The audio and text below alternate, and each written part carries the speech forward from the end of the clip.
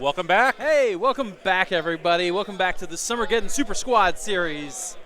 This is round 2, playing the life cycle battle plan. Correct. Life cycle here is that the player who's the underdog, or if neither is underdog, you will roll off to find out who is, will pick either the red or green objection to be the primary objective, and then it will turn in a clockwise fashion as to which one's the primary function. Absolutely.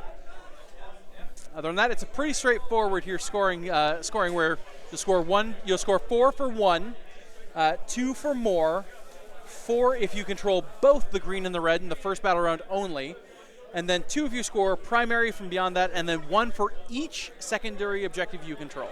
And then obviously the first round there aren't primary or secondary. Correct. Which is why you have the extra 4 for the green and the red. Yes. We got a great matchup here today. We have another couple St. Louisans here for you.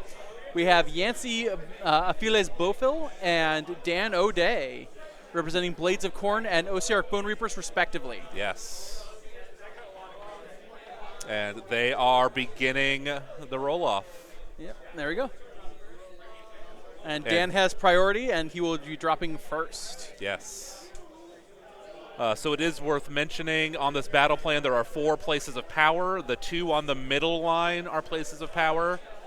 And then in the bottom left, just above that quadrant, there's a building. And the bottom right and then top left just below that, those are places of power. Yep. And here's Dan O'Day's list. He is an Ossiarch Bonereaper, as we said. He has 3 drops, as you can see here. It's Catacross and Mortis Guard Reinforced, Archive Reinforced, a Soul Mason, a Gothazar Harvester, and then Vakmordian with a Tetric Court. And those guys are actually really cool. I've played against them a couple times. They're pretty impressive. They're a very fun idea that when you can create any kind of construct that you want out of bones, Yep. Might as well create something interesting. Absolutely. And Catacross is also pretty well positioned for this meta. He is not a monster, even though he seems like he should be a monster, so he can get all the obscuring benefits. Correct. Whether it be from terrain or objectives. He is shockingly an infantry model. Yes. One of the biggest infantry models in the game.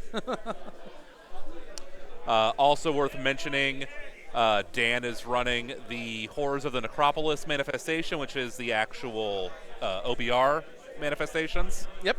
And then for his battle tactics, he has Intercept and Recover and Restless Energy. Intercept and Recover being the same one we saw last round, where he'll have Yancy pick 3 of Yancy's units to have treasure, and then as they are killed, he can collect the treasures for the 5 tactic points. Yep. Keeping in mind that if Dan takes a double, Yancy can remove one of the treasures. Exactly. The other one he has is Restless Energy. That is, you can complete this battle tactic at the end of your turn if you control an objective that was controlled by your opponent. And then if you complete an tactic, if you have every objective in enemy territory, which will be a bit daunting here in this particular battle plan, as there are 3 objectives technically in your enemy territory. Yes. And then finally, if you control every objective on the battlefield, you score the final point for Restless Energy. So a very control-based kind of list here with a little bit of assassination from the Intercept and Recover. And our players are just talking everything through here. Here's Yancy Aviles Bofil's list. It's Blades of Khorne. He has, of course, the only manifestation lore they can take, the Judgments of Khorne.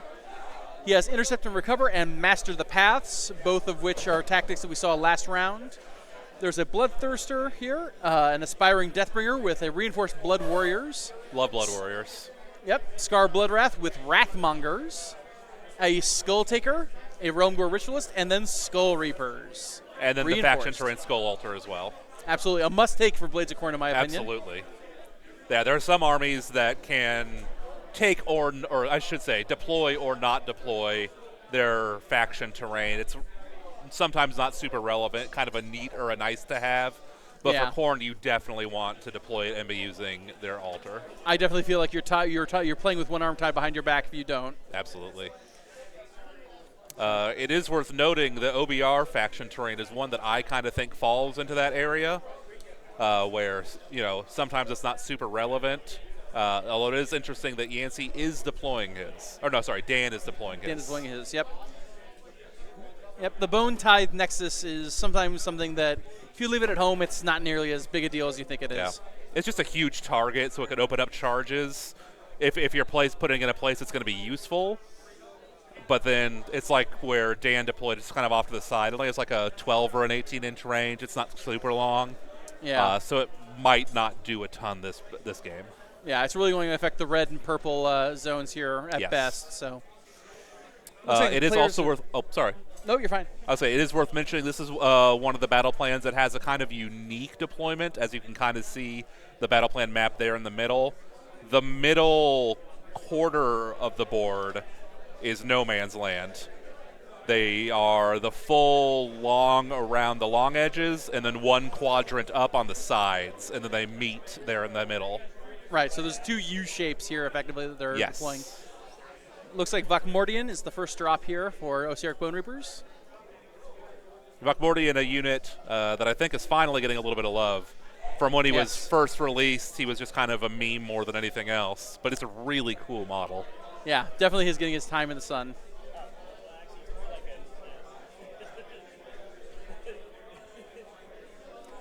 And of course, no deploying within 9 inches of enemy territory, so Yes. hence they're putting out their 9-inch deployments here. And a surprising fact about Blades of Khorne here is that most people consider Blades of Khorne to be a very straightforward, run up and punch 'em kind of faction, but honestly, they have to be a very technical, very cagey, strategically bullying kind of faction. Mm-hmm. Absolutely. I haven't played them at all in 4th, but I played them a fair amount in 3rd. But I played it as like a heavy control army. Yes, I absolutely agree. They look like they're the army for people who just want to run forward and punch things, but typically a lot of players then run into a problem here of, I ran forward and I punched things, why didn't I win? Yeah. So, all right, so there so is the Blood Yancey's Tather. first drop. Yep. And while they're deploying here, we want to thank some of our sponsors here. Meta Games out here in Springfield, Missouri, our friendly local game store, who are gracious enough to host us here at the Summergeddon Super Squad Series. Grey Matter Games, Starge Force, and Artist Opus paintbrushes. Looks like we got some. So we're seeing the Archai, and I believe Catacross will be seeing deployment now. Yep.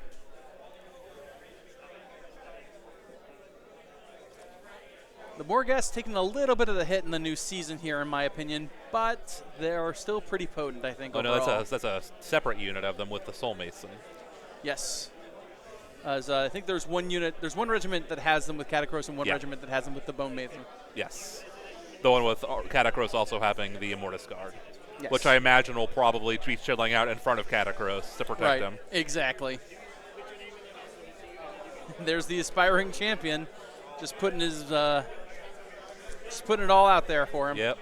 Pretty excited about his new model. I think the new one that got announced recently looks really slick. Yeah, it looks like it's a very passive pose, but at the same time, it's very threatening. Really great job by the sculptors. So he's dropping the Blood Warriors now. Yep, and the two models that were just put down are the Gorglaves in the unit, a special weapon in the unit here that does just a little bit more juice to him. Blood Warriors being one of my favorite units in the army, because they have an impressively good save for an army that lots of people might think of being like berserkers. Right. Yeah. The heavily armed mortals are definitely tankier than one might expect from I don't care from whence the blood flows. Yes, because I think they're still on a 3-up in this edition. Yes, and if they're on the Juggernauts, there are still 2-ups, I believe. 2-up, yeah. One of the only, if I think the only 2-up save native in the game. I believe that's correct. Since because Kragnos used to be a 2-up, but he's a 3-up now. Yep. Because they improved his ward. And because destruction can't have nice things. That's also true. Here comes Big Daddy Catacross. Big K. There's come Special K.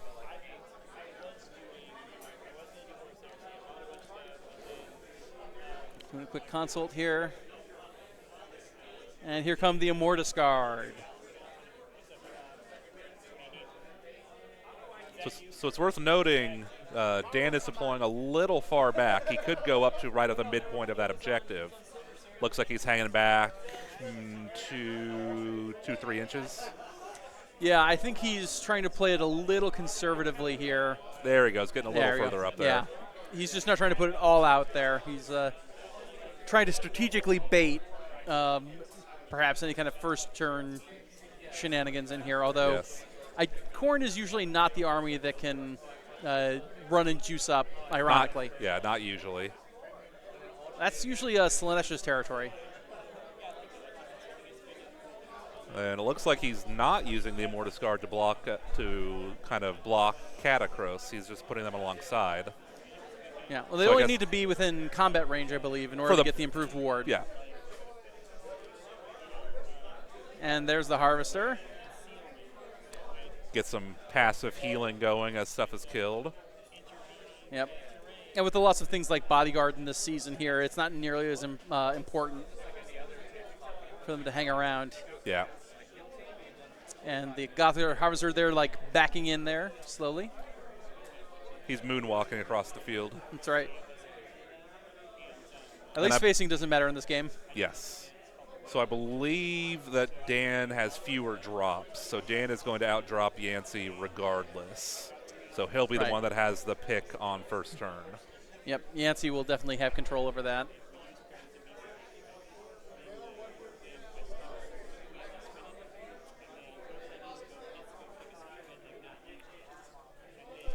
I do enjoy, one of the aspects I enjoy this season is people are being a lot more liberal with drop variations. Yeah.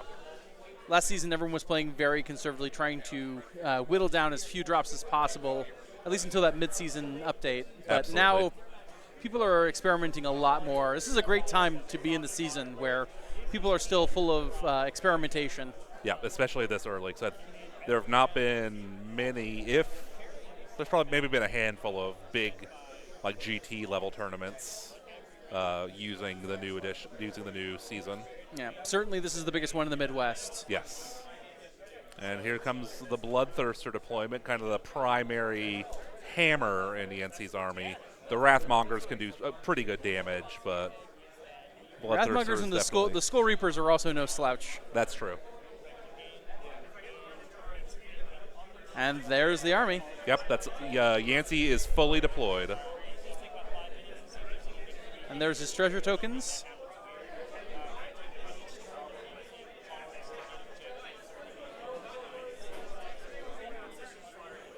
And Yancy's just going to offer him a couple of dice to use his... Oh, no, never mind. They're going to use tokens here. Yep. Dan has generously made a bunch of treasure tokens here. Looks like Catacross and the Immortus Guards and... the Morghasts. Yep. Which makes sense. Those are his toughest units by far. Absolutely.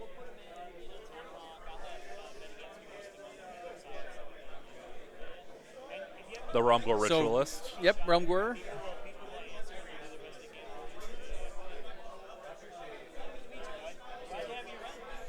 And the Tri-Modern tradition of every Blades of Khorne player explaining which units are which. Yeah, they do look a little similar. They're all just full of red and anger. And it's hard to keep them track. So the Rumgor Ritualist being a pretty fragile support hero being picked for that might seem kind of weird, except he's going to just immediately put her into the altar and be pretty safe. Yeah, she'll probably spend most of the game in the altar, if not the entire game. Yeah, I doubt, unless something terrible happens, I doubt she jumps out of it. So Yancy has the first turn. Yep, round one, here we go.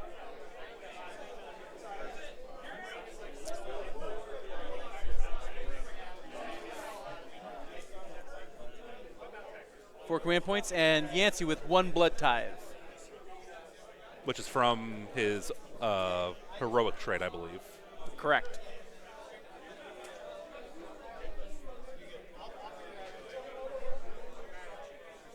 All right, so hero phase. Let's see what Yancy's got.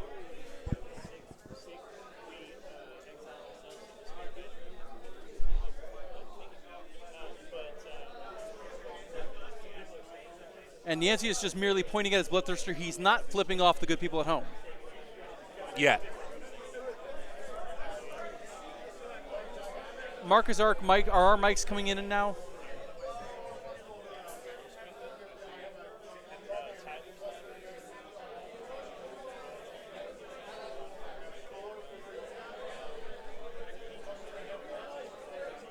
All right, Yancy is going to chant to bring in the bleeding icon. Yep. So he needs a 4 to pray on this. Yes. Not ascending the altar. Oh, there we go.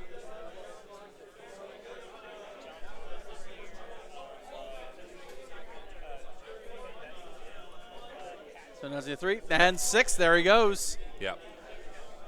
It being a 4 base to summon the manifestation, the altar does give you +1. Right. So 3, but then so.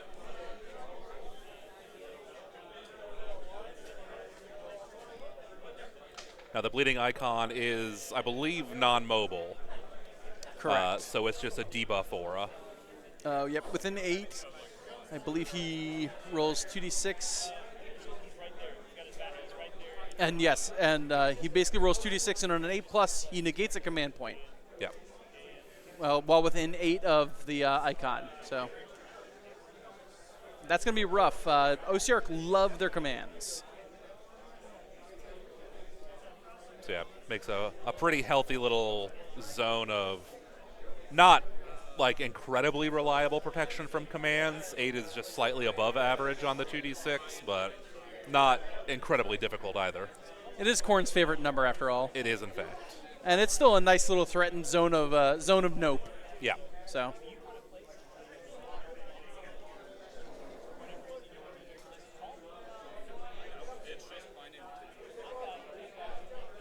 Looks like Yancy is kind of measuring out threat ranges. The Yep. Archive is the only thing that has a particularly long threat. Yep, just trying to make sure that things work out the way he does. This game does allow pre-measuring, so there's absolutely nothing wrong with him double-checking to make sure his plan will work out. Yep.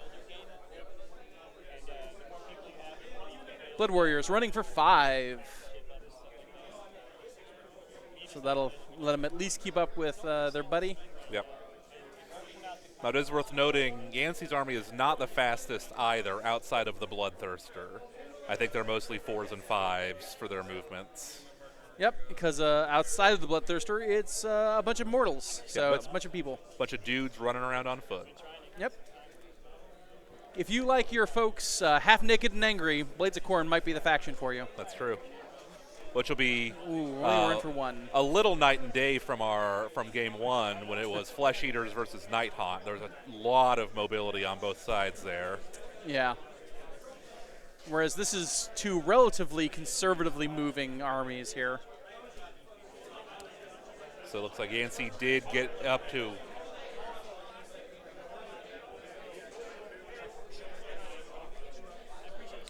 Mark, chat, can anyone confirm if our audio issues are resolved yet or not? We're just trying to make sure here.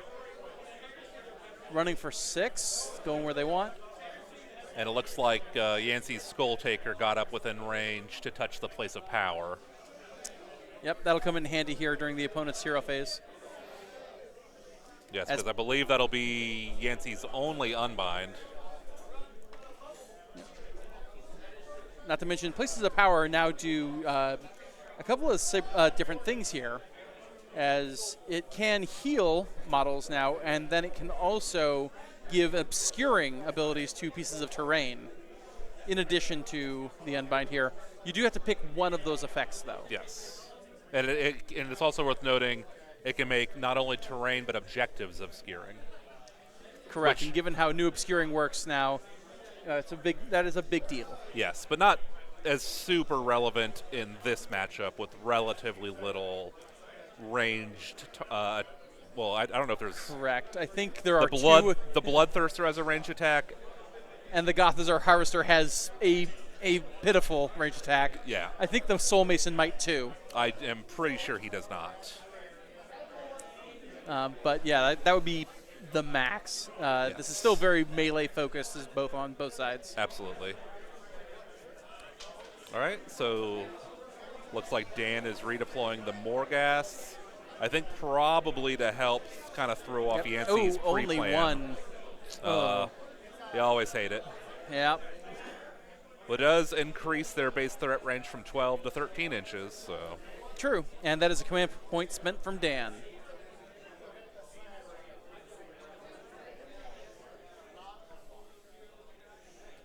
And Yancy's just hashtagging something on Twitter, and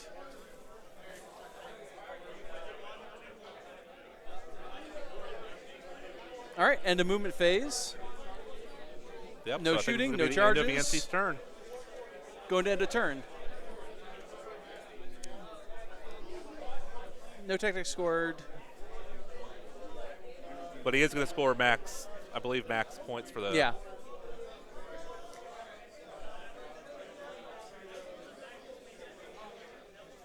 Yeah, so Yancy is going to score. He has, yeah. He's going to score 4 victory points because he has 1. He did 2 more because he has more. It is the first round, so he'll get the 4 for having the red and green objective. So, yeah, there'll be Correct. a full 10 points. Yep, full 10 points for Yancy. But no tactics scored. No tactics.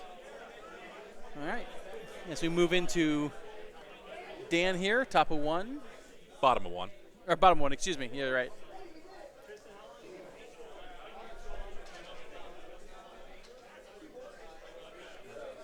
Yeah, looks like they're just setting up the Tabletop. Tabletop. Tabletop scoring app to score the game. Yep.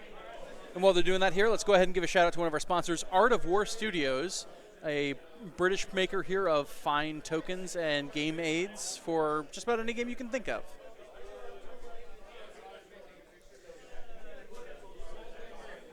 And apparently, Dan's phone wants to make Yancy Nancy. I'm not sure what kind of commentary it's doing there. Perhaps something will awaken in Yancy in this game. We don't know. So, yes, looks like they do have the scoring finalized on their end. So now Dan is starting his turn. Spending a command point here for +1 save to 3 units. The Catacros's command ability on his War Scroll. So that puts Dan at 2 CP currently. And Yancy did tap the place of power for an unbind on his Skull Taker.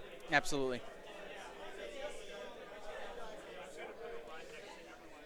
So +1 to save on the Morghast, the Mortis Guard, and the Gothazar.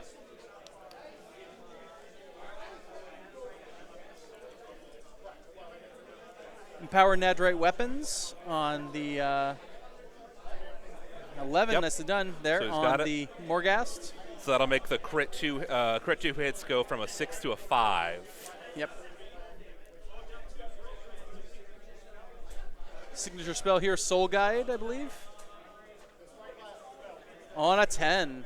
An 11, excuse me. He's +1 to cast. Yes, I apologize. Yeah.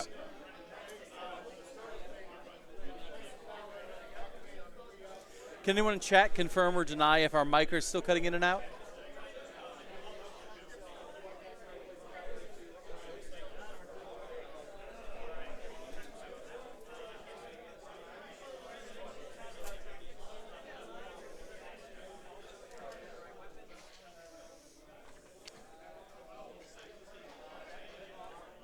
And he's casting Empower Naderite again, which is an unlimited spell, so he can cast Correct. it once off of each wizard, the Soul Mason, and Vokmortian. Yep. And Yancy is Right. still sitting on that unbind. Yep, he's waiting for the big show here.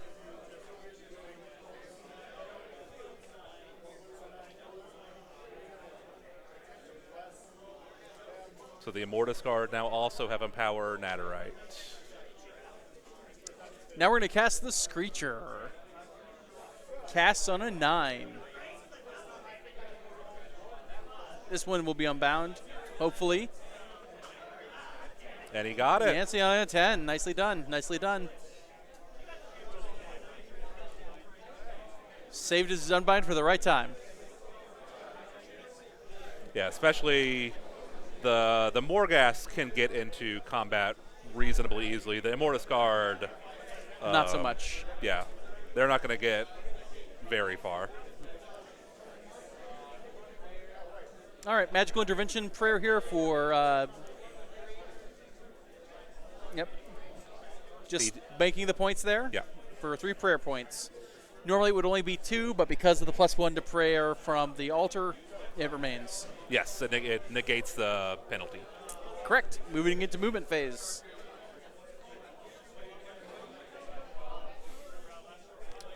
Katakros giving off his +2 movement buff here.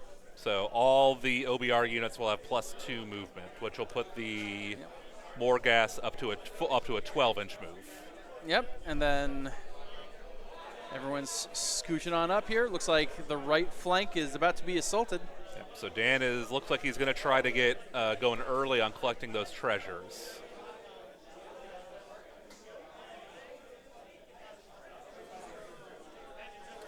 Not to mention, hopefully, if he can secure primary here Yes. on one of the 2 places it could possibly be. Yeah. It does not seem like he's going to get the full 10 for the battle plan, just because it's going to be tough for him to A, get up to the red, and B, beat the 5 that's on it. Correct. There's not much that could go to the red that would, I would put as a good idea to just put up against the Bloodthirster and dare it to do something. Yeah. Now, it is worth noting, Bloodthirsters aren't shockingly, not the most strong hammer, but they do put out respectable damage. Yep, they are not without their threats. And then So the Soul Mason is running and keeping up with his entourage. Certainly did a bunch of cardio that day. He's got those chicken legs going. For those that aren't familiar, the Soul Mason is a dude sitting on a throne, Baba Yaga-esque, with chicken legs. Exactly the way I explain it. Yeah, just imagine it's a skeleton Baba Yaga.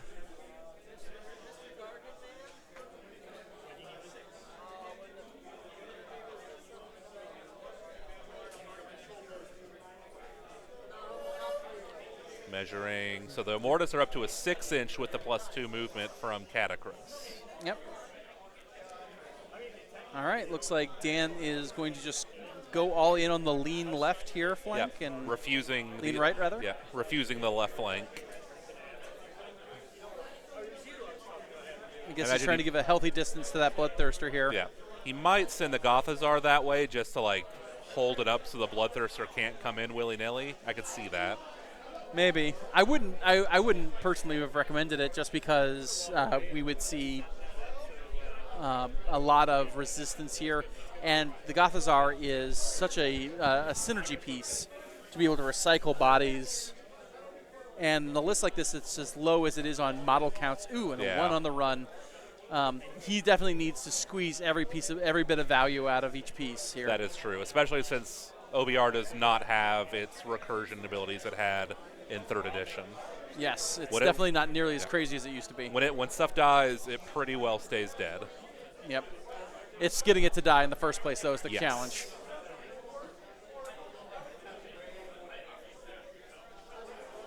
All right, and Special K looking to bust a move again towards the right here. Not terribly surprising. Katakros also being a base 4, but up to 6 with the ability. Yeah.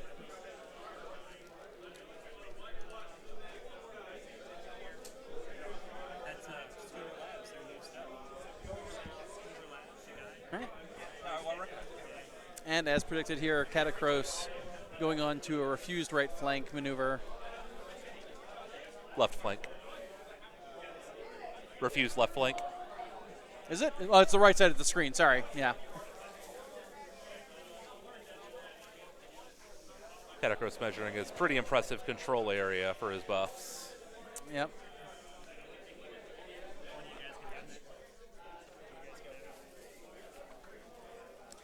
And the Harvester is only running for 1. Ooh, slow boy. Tough, tough.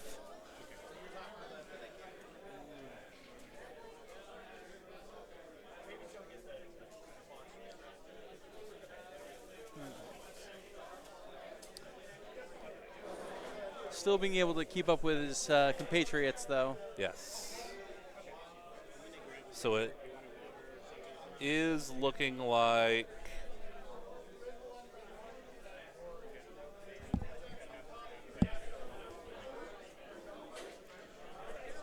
So it is looking like Dan will not be scoring the full 10 battle plan because he's not even close to that, to the red objective. Nope, but that will give him underdog, which will allow him to choose the primary.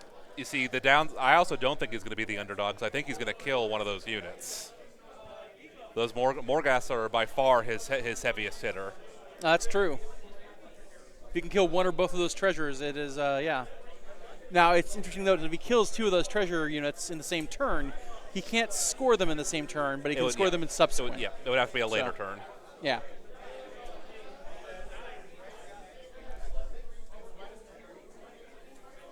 Yancy doing a quick redeploy here. I believe he's redeploying Scar Bloodwrath. Yep. Everybody's favorite boy of I'm dead. No, I'm not. Yep. He got better.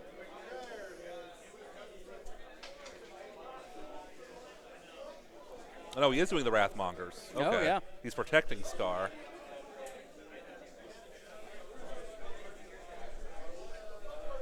Spending a blood tithe here for Murder Lust. Oh, here we go. Here we go. Denying the charge. Everyone loves it. So he is Murder Lusting the Wrathmonger straight in. I don't know if the Morghasts actually particularly need the charge, honestly. But they don't, but it's going to make it tougher for Dan to get more bodies on the objective. That's fair. So we'll go to the Morghasts to get a little lucky here and hopefully do some more damage before things get too bad on that flank. And it is worth noting that was Yancy's only blood tithe point. Correct. He's currently at 0 blood tithe, which, I don't know, may not be here for long. And the 2 players are announcing shenanigans on each other. And, yep, no shooting because Gothstar Harvester ran. Yep. So now we'll see. I don't believe there's going to be any charge. I think pretty much everything else ran. Correct, yeah. I don't think there's anything that really could or should charge at this point. And the Mortiscar did not run, so it's possible they made a charge, but that would be a long charge. That's a real Hail Mary.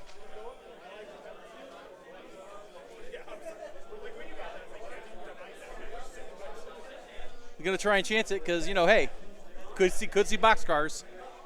Nope. No, not with a 7. Halfway there. Bon Jovi song.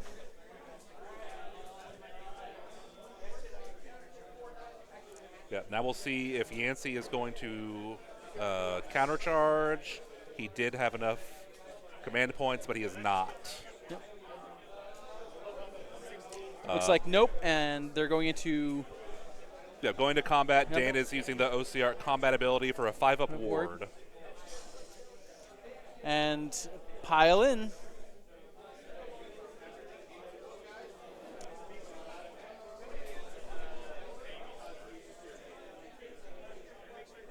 And they're just scooching. So. Yeah, so they're measuring out the 8-inch aura from the bleeding icon. Just so in case Dan wants to stay out of it, it'll be very tough. But I think he will want to, just to try and encourage a possibility of powering through. Or maybe even an all-out attack.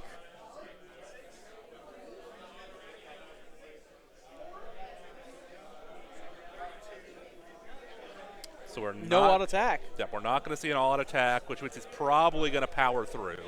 Yep. As I don't think AOD is necessarily worthwhile. So we'll have to see at the end of this dice roll, though. All right, they're gathering dice here, and I just want to give a shout-out here to one of our sponsors, Game Mat EU. Game Mat EU make several of our finer neoprene mats, as well as other neoprene items here.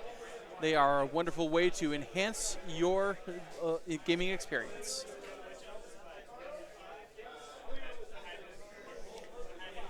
So 3s and 2s with 5s being crits here.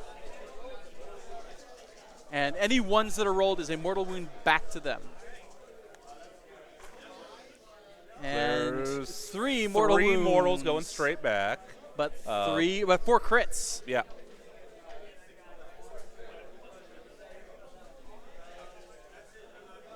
And it is a crit 2 hit weapon, so basically all his stuff's coming back. And crit 2 hits on 5s because of Empower Netherite weapons. Correct. And 2s, I believe, here. Ooh.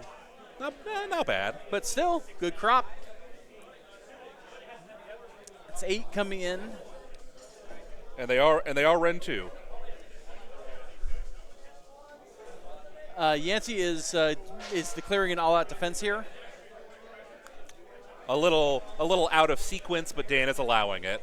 But that's okay. A little forgiveness is not too bad, and that's an important thing to keep in mind with these games. Is give your opponent a little bit of grace, and you'll probably get it back in kind. So 8 saves at minus effectively 1 because of AOD. Well, which means he's still on 6s, and he saves none. So that's going to be a lot of damage. Oh. Yeah, that entire unit is gone. And then 3 mortals back in at a 5-up ward.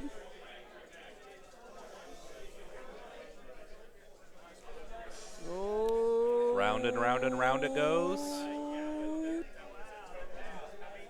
And hey, we got it. All right.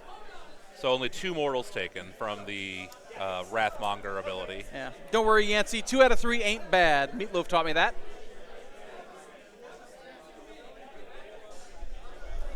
And Yancy that is will get a another blood blood tithe, yes.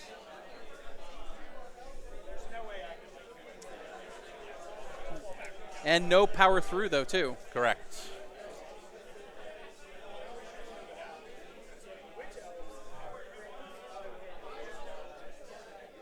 So they're calculating victory points. I believe Dan is going to end up with 6 plus 5. So 11? It should be 11 unless I'm missing something.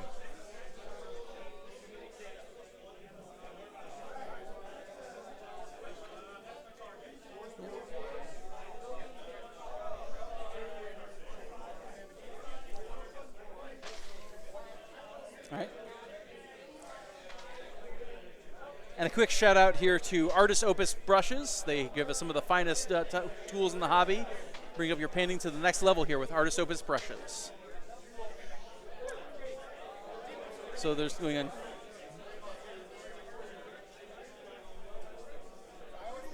Oh, so there's some confusion. They're figuring out. It is going to be 11.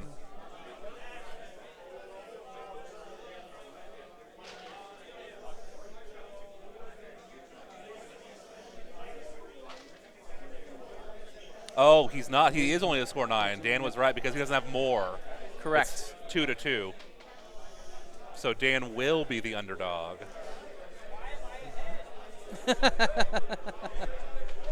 Yeah, that is my bad for misreading. Yep. Dan, the underdog, making him the victor, oddly enough. Yes. So that puts Dan at 5 CP. And turn 2, Prio. 6 for Yancy. 6 for Yancy. Yeah. So, yep. Yancy 5 wins for him, regardless. but Yancy gets it.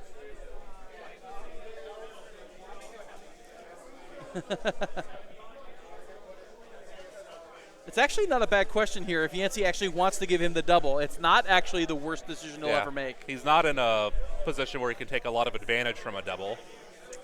Yeah, I believe that leaning too far into the flank here may have put him in a conundrum here on this. It was a canny move by Dan.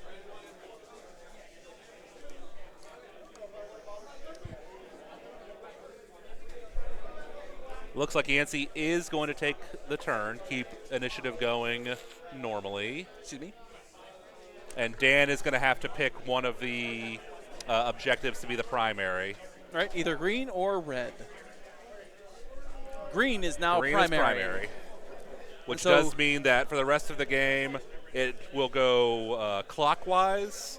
So the objective in Yancy's will be the primary next round, then the one with the Bloodthirster in the following round, and then the one in Dan's the final round. Correct. So it'll go green, blue, red, purple in this skin. And again, apologies if you are colorblind. You know, I don't think that was something that GW thought about a lot with the season. Probably not. You got to go off of symbols. Yep. Using a 3-inch gauge there from Zealot Hobbies.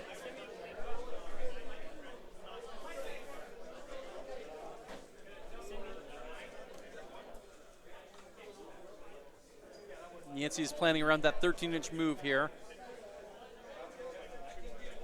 Once again, just kind of getting scared here of the Morghast thing. Yeah, a little bit of an awkward position here. Yeah, Morghast hit hard, and they are surprisingly fast for an army that's reasonably slow in OBR. And very durable. Yes. Ironically, his own manifestation kind of getting in the way. A little bit, yeah. Although you can move through them, it's not an Yes. issue, but it does make things awkward.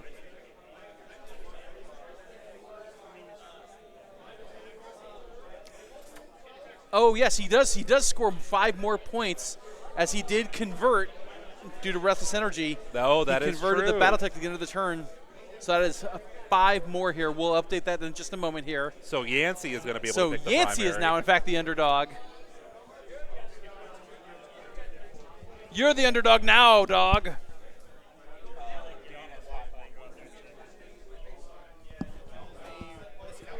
They missed the battle tactic. So now 14-10 for Dan.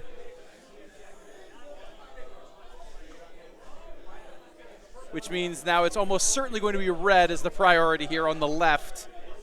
Oh, no, it's blue. No, you can't do that. It's red. There you go. It's absolutely red. There we go.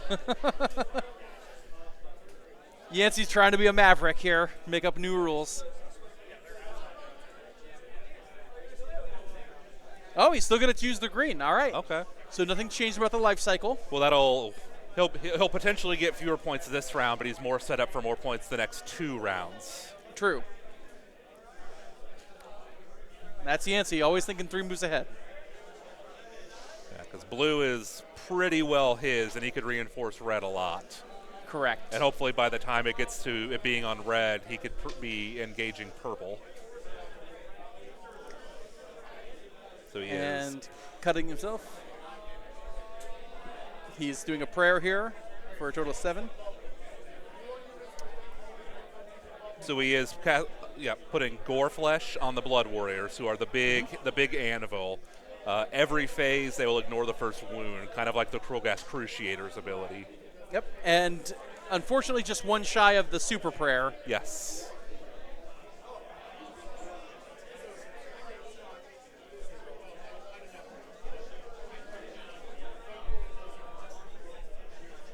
So only the wards that are being checked here are on the Bloodthirster and the Deathbringer here near the place of power. The Skull Taker. Skull Taker, excuse me. The demons. Yeah.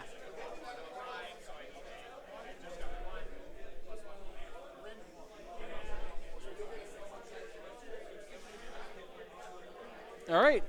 Dan spending a command point here to give. The spell, Not casting Soul Guide, though. Soul Guide does fail, which is the signature spell of the Soul Mason. Yep. Need to cast it again because it only lasts for the turn. Correct. So he put it on them last turn, but it fell off. Yep. But at least Empower Nidrates is still there. Yes.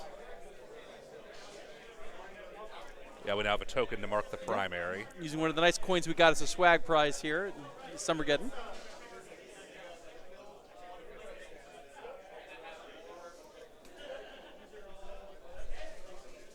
So we are done with the hero phase and into movement. Yep. Scar just moving just outside, leaving a little room for the Holy Spirit.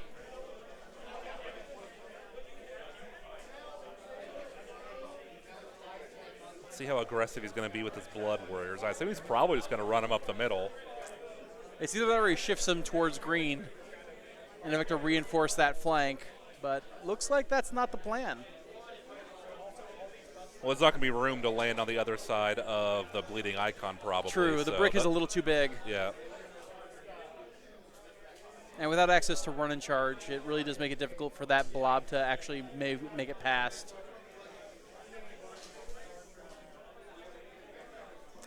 You know, I've never seen Khorne Castle before, but here we are. I've only seen Khorne Flake.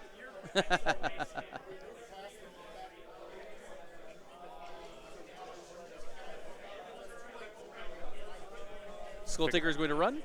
Skull Taker For being a one of the few heroes, a foot hero that's supposed to assassinate other foot heroes. He does it pretty well, though.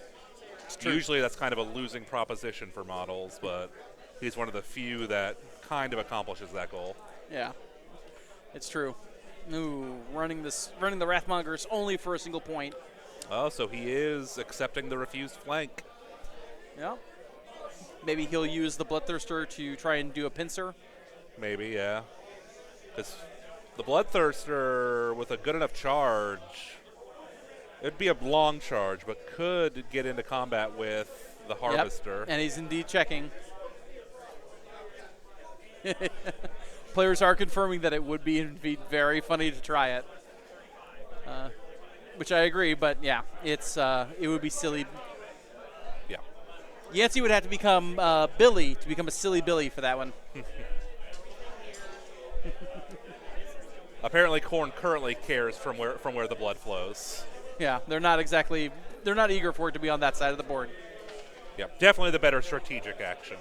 True.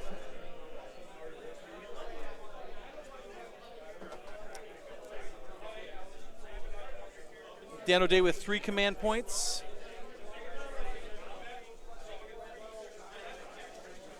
And he's using the OBR ability to get anti-charge +1 rend.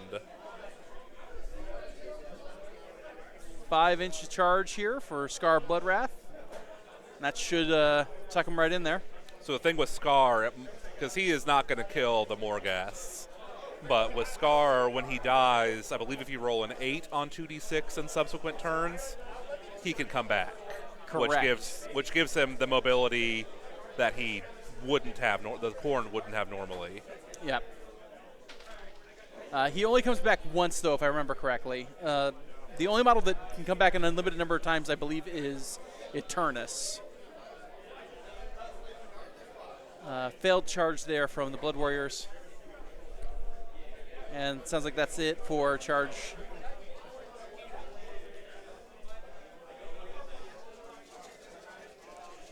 Yancy's considering re-rolling those Blood Warriors. Scar Bloodwrath can come back multiple times. Oh, well then great. All right, so re-rolling the charge, and that's not going to do it. No. Especially with because a 5-inch reroll. Yeah, there's a -2 charge from the heroic trait on the Soul Mason. Yeah. I believe it's called And diversionary charging tactics. 8. Yeah. Yeah, not there. Nope. Do the Immortus Guards still have that ability where they can reduce the charge range on targets? I don't think so. I think all they have now is the Bodyguard Ward. Okay. But I will double check that.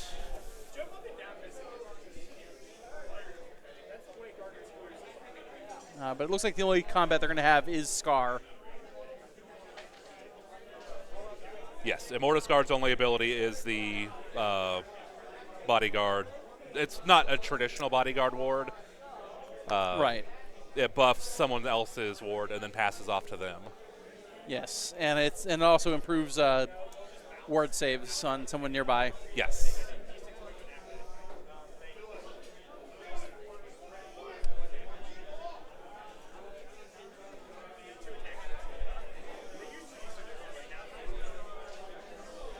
Looks all like out defensing here. Dan is all out defensing from Scar.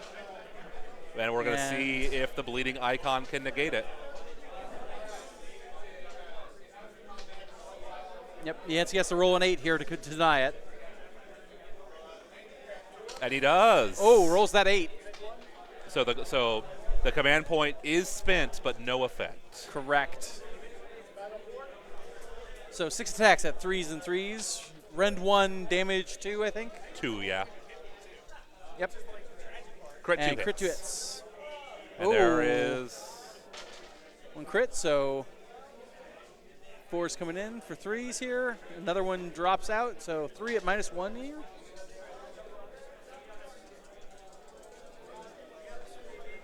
And he hits Ooh, 2 of the 3.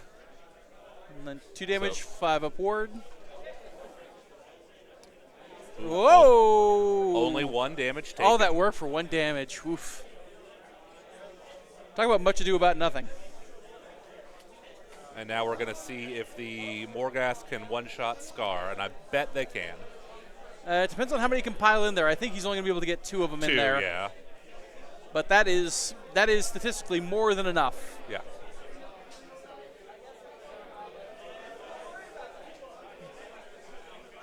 Chat, what do you think our odds are here of Scar just getting the long goodbye here? Or for Scar's sake, a short goodbye? Chat, come back. I think the stream died.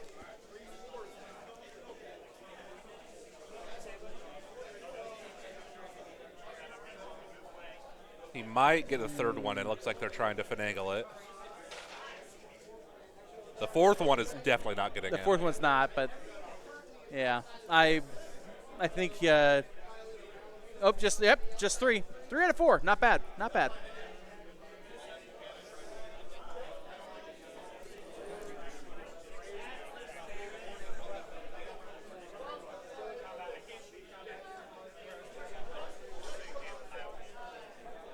-3 rend here. Oh. Yep.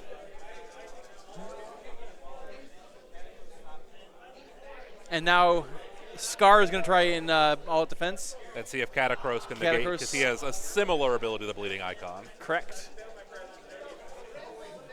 And here we go.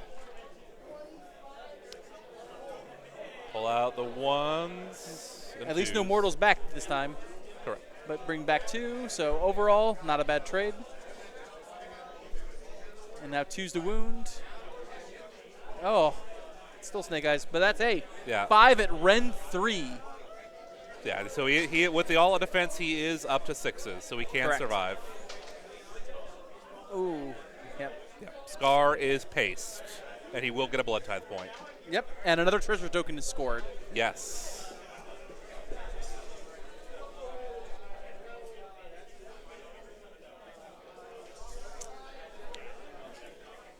Yeah. Scar being able to come back multiple times is kind of a cool Blood Tithe combo, because you can keep charging yourself up as he dies, and you roll the 8s to bring him back. This here, Yancy still scoring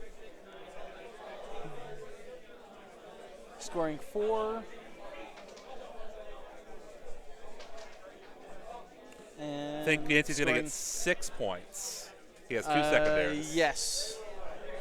Unless he's got another tactic that I'm not aware of here that he can score. I think he's only scoring 6.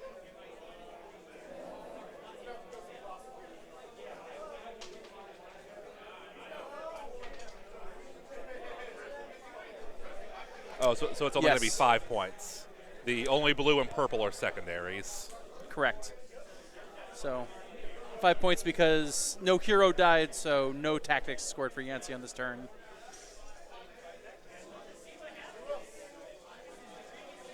So that'll put Yancy at 15.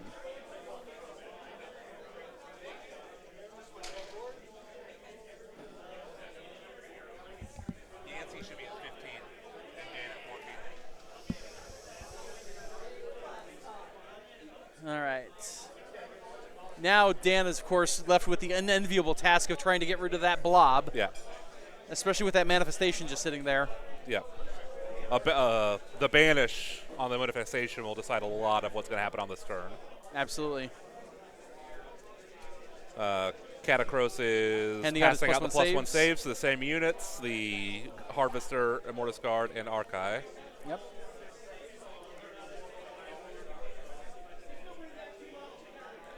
And it going does straight seem in like, here. yep, Dan is going to try to banish. To quote, banish that stupid thing. Ooh, 6, not 6 going is to work. not enough, needs a 7.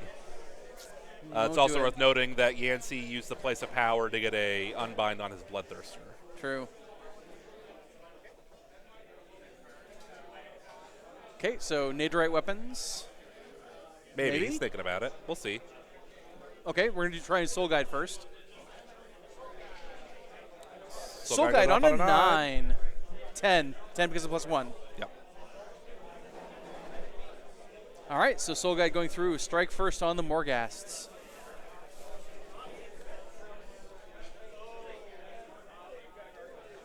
So now we're going to try Empower. This works So on a power, 7. Yep, power goes off on a 7. From Vokmordian. All right, we're going to try and stop it. Yep.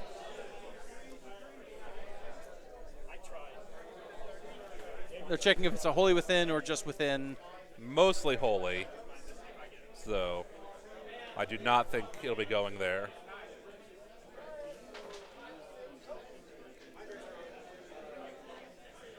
They're just double checking. It's just Within. It's just within. Interesting. Okay. Very forgiving. Yeah. So needing an 8 Yancy here, and Yancy does just denies unbind it. Khorne hates the magic. Yancy just might as well start painting his army blue for the amount of time he's just saying no.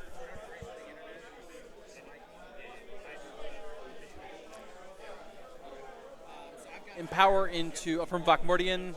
Nope.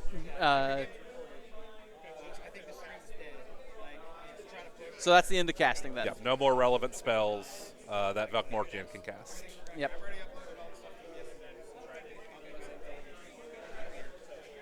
I know you don't care, but I'm just letting you know, man. Oh, so Vokmordian does have one more spell cast here. I spent 20 years doing that. Nightmare Screecher? No, no. Oh no, casting the DPS spell. Shard Storm, here we go. So, works on an 8, 9. 9. And a Shuriken on a 5 up. Yep. Yancy has Oh! Khorne. Does ignore it and get a Blood Tithe. That is now 2 Blood Tithe for Yancy.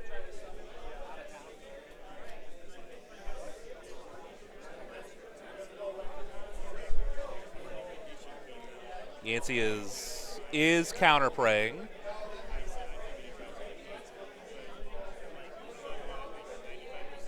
And he's Praying bringing for out the axe. The Wrath Axe. I love the Wrath Axe. Oh, got it on a Yep. 7. A 6 Down to with a 6. minus Down to 1. 6 with the -1. You're But right. only needed a 4 anyway, so. Woof.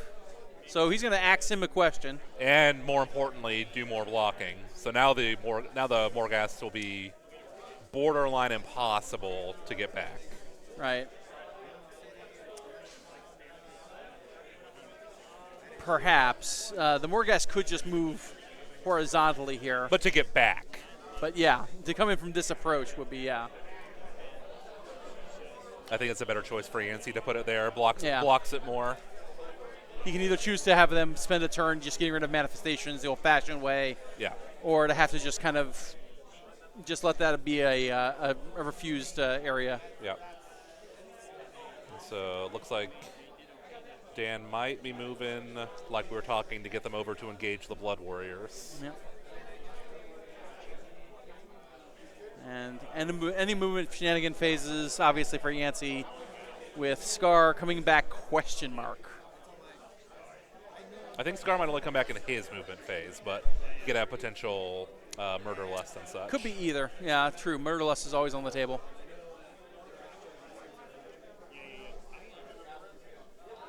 Dan trying to be a little cannier about how things move now. And looks like or that is, perhaps not. That is the plan.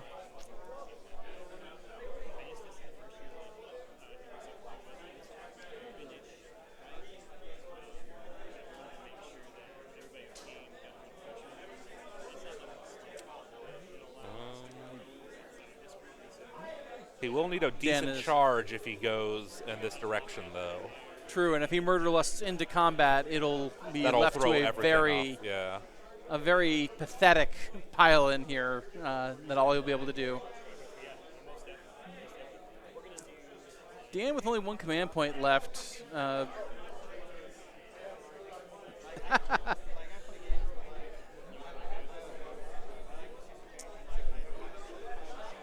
I would have been tempted to rally personally, but I'd rather keep it if you need a charge or something. True. They've only lost, I think, 3 total wounds, so. True. So Harvester taking a move. Looks like he's getting ready to punch some folks as well as harvest some bones.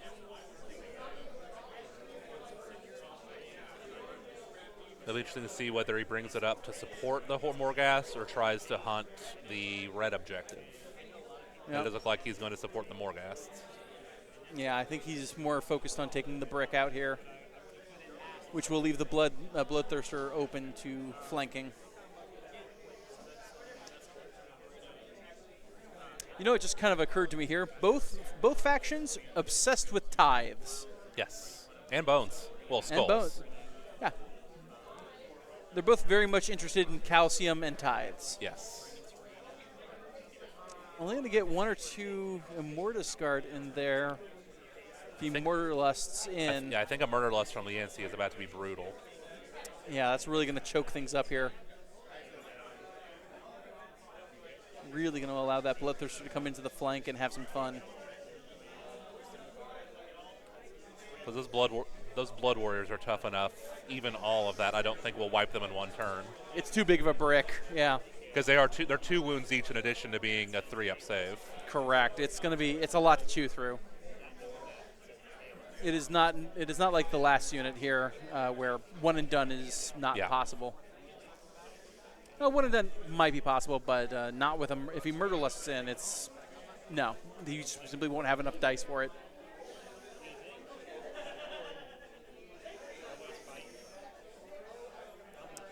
Special K moving up here, making that flank even more tempting for that Thirster. Yeah.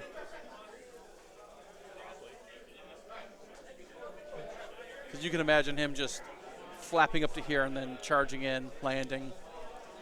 Yeah, he will still have the improved ward for the bodyguard.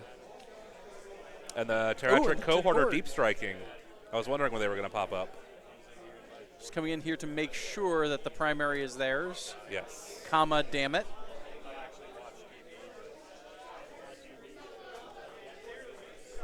Yeah, the Terratric cohort giving the deep strike to an army that traditionally hasn't had that. Yep. And then they also hit surprisingly hard for a unit like that. And not inconsiderable amount of effort to take them off the board either. Yeah. They're wearing sweatshirts, not t-shirts. Correct. And I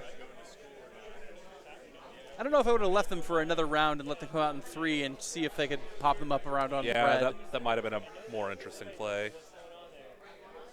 But this will make I'm not Dan. This will make it tough for Yancy to take the primary when his turn comes around. Oh.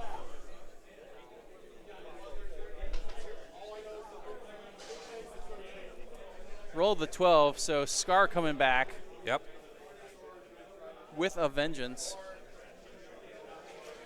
And outflanking the Tetric Court. Yeah, so Scar does come back on each hero phase. I couldn't remember if it was just the Yancy's or if it was both, and it is both. Yep.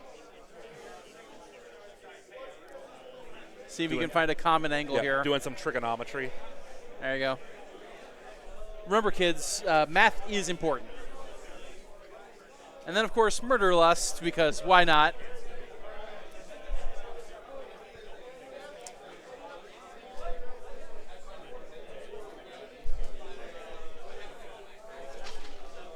And then, did you ever see the movie 300? Yes, I have. Yeah. These gates are looking pretty hot. That is true. These gates are looking pretty darn hot. Oh, so he's just using the Aspiring Deathbringer to negate the charges. Oh, yeah. Okay. But he ties up all 3 units. Everything's tied. So now Dan is forced to choose to not pile in.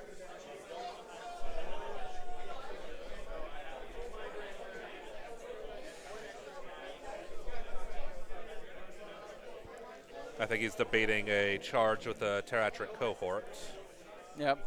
Trying to take out part of Manifestation Alley there. Yeah. The Bleeding Icon does not have any attacks, and it is... But that axe sure does. Yeah, the axe can hit. And I want to say it's 3, like a flat 3 damage maybe. I'd have to double check that. Yeah. Not to mention the Scar is also in a position to maybe countercharge. Yep. Yancy is debating the countercharge. Oh, there he is. There he is. Tetra Court not going for it, though. Doing it, and I'm quoting now, for the lulls. Oh, got an 11. Nicely done. Yep. Nicely done. And the Wrath Axe, by the way, is 3 attacks at 3-2, Ren 2, D3 damage. D3 each. damage, okay. And when it charges, can pick up to 3 enemy units that it passed across to do a roll on the damage. Oh, okay. To do the bad D3, so to speak.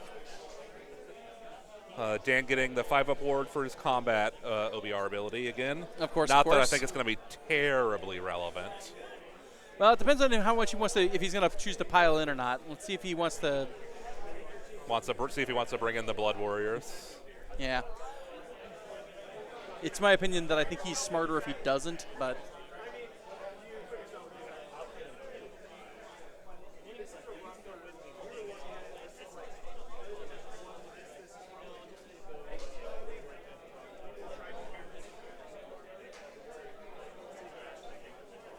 They're conferring about what bonuses are currently active on the Archive.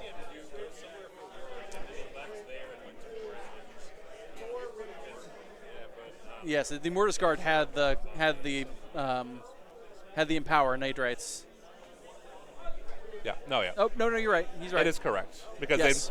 they measured for the holy versus not holy. Right. and It was just not a- holy. Correct. That's fine. Yep. Much like Yancy, I completely forgot that interaction here. So Yeah. again, being clear is kind, and there's nothing wrong with talking it out with your opponent. Oh, it looks like he is bringing in the Blood Oh, Warriors. there we okay. go. Yeah, Dan is all in. So learning to the pile in here is that pile-ins are difficult when trying to tag extra units. Yeah, because he has to get or stay as close as he is to The original Deathbringer. target, yeah. Which means that at best 2 more guests are going to get involved here. Into the Blood Warriors, at least. One other will be able to throw into one Scar into the probably. Deathmaster. Or not The Scar, Deathmaster. yet the Deathbringer. Yeah, this Scar is over here. Yeah, Scar's with a cohort.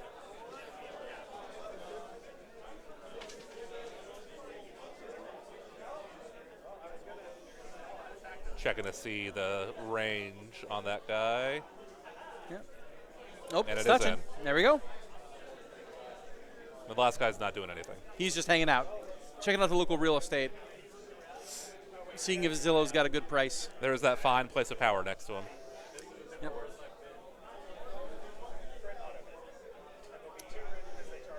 Soul Mason's in a good place for that place of power next turn. So he's only putting 1 of the Blood Warriors, 2 are going into the Deathbringer. No, Oh, 2 are going into the Blood 2 Warriors. into Blood Warriors, okay. I think that's smart, I given agree. that he's got other charges for the Deathbringer. Yeah. Oh, Does Couple get of 1 snake back, eyes. though. Again, from the 5-up for Empower Naderite. oh my goodness! Oh my goodness! Oh my goodness! 4 coming in. Ren 2. 5 ups here. Saving Hits 2 of 2. them. 6 wounds. That's 3 dead duders.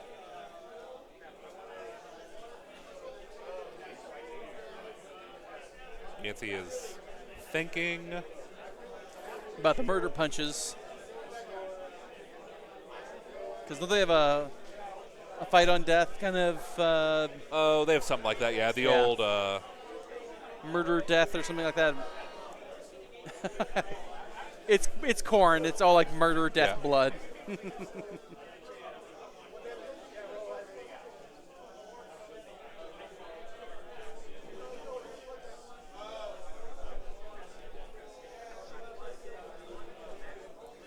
Yes. So whenever a model Yes. is killed, if the model was in combat, on Right. they roll 2 dice for each 5, they inflict a mortal. Yeah, so he has to be very careful about who he picks. Looks like he picked up people from the back though.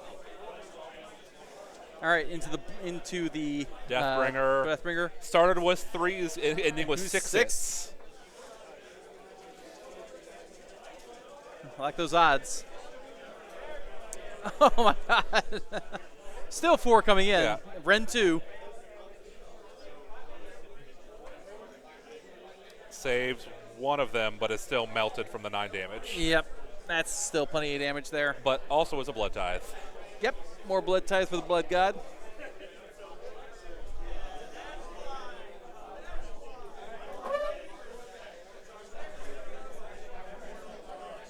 And now, Now strike first, so now we've got a chance of whatever. there. So Yeah. So that's now fight with the Tetra Court because now they're not engaged with anything else. and they didn't charge. Yep. Unfortunately, too good at their job, the Morghasts. Yep. Which also then gives Yancy the interesting choice of how many, whether he piles in with the Blood Warriors to Right. bring them in. I doubt he does. How many units do you want to fight this turn? Yeah, because that would then give Dan the ability to fight with his other guys. That just doesn't seem like a winning strategy. It's true. Not sure I like their odds.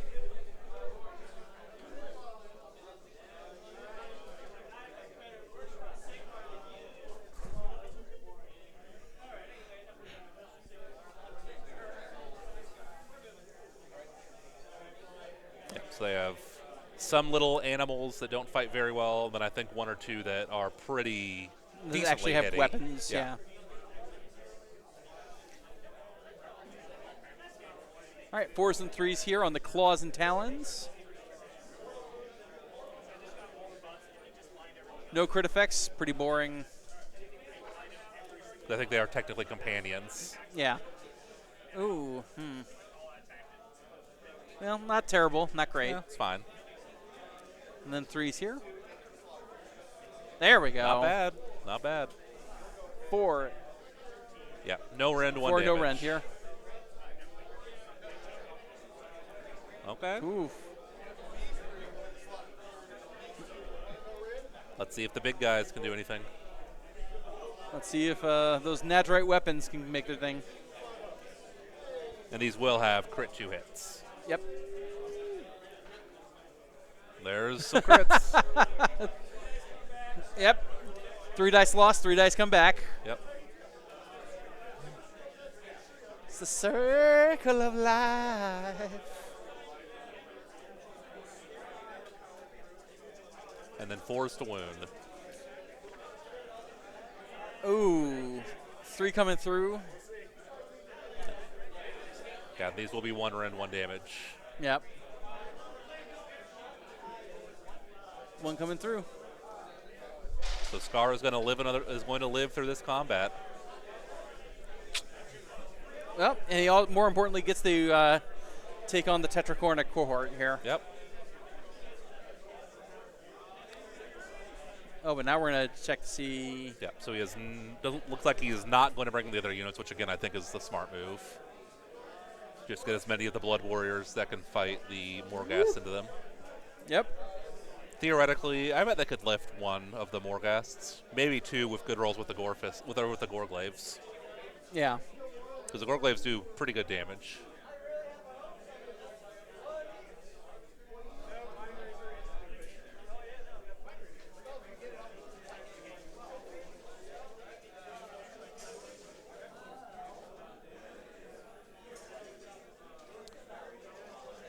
Yancy doing some very precise stacking here. Yes. While he's getting that done here, let's go ahead and give a shout out here to Monster Fight Club. Monster Fight Club, provider of fine accessories and games for all of your needs here. So if you're looking for something just a little bit different or something to spice up your existing games, go ahead and give Monster Fight Club a look. They might have something you like. And the Blood Warriors are on 32 mil bases, so technically the 3rd rank can fight. Yes. A 4th rank would not be able to. Yeah, but definitely shoving everything in that direction here. Yeah, looks like everything's going to be fighting.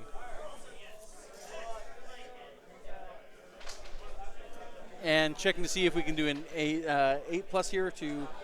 Oh, another another AOD gone. That is 0 command points left for either party. Yeah, Dan spends his last command point, but it is negated.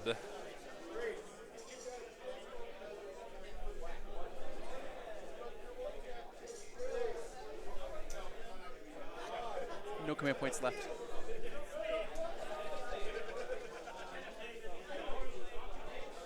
So we're rolling the Gorglaives first. Those are the good weapons. Yep.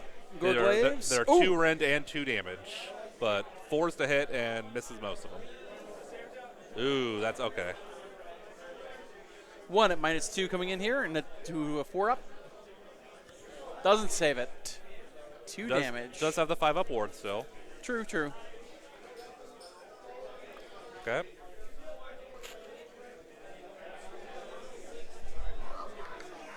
$16 dudes.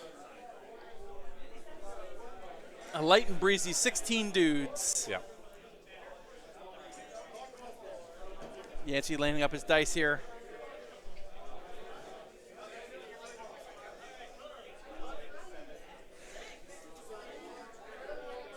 Okay. Took Yancy a minute to get there. He is going to roll 2 sets of 8 guys. Yep. 4s here. I think it's also 4s and 3s, but only 1 rend, 1 damage. Yeah. If memory serves.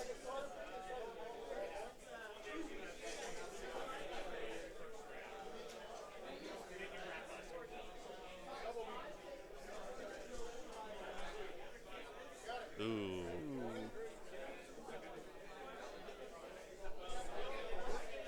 4 coming through in that first wave. Auspicious start here. So let's see the second wave. A little better, a little better. Not a lot better, but a little better. That's some tough rolls for Yancy.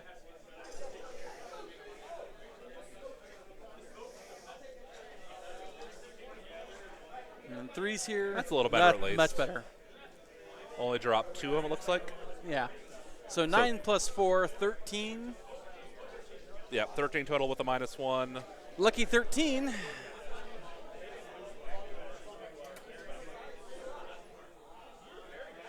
So back to 3 up, natural save. Because they have the +1 from Correct. Catagros. Yeah. So the AOD would have been nice, but unnecessary. Yes. Okay, so looks like 4, 5, 4. 5 going towards. So this might be in more gassed at best. Yeah. Because I believe they're 6 wounds each. Yes. Oh boy. That's rough. Oh boy.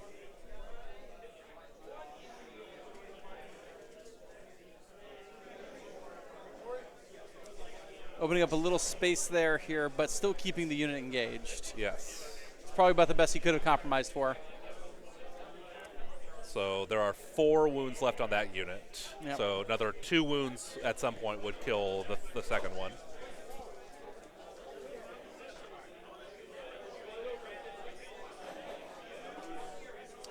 Let's see how much damage Scar can do to the cohort.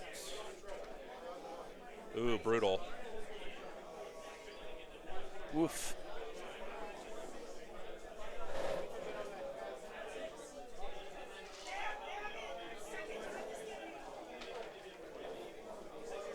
And doesn't ward any of it, so Yeah. takes down one of the basic guys.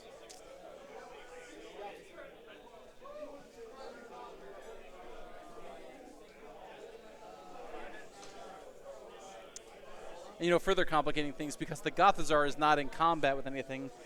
He was not able to gain any bone tithe points to be able to help return any of the Morghasts. Correct, yeah. This is the best Yancy could have hoped for, I think, given the situation. Yeah, turn went well for him for sure. Yeah.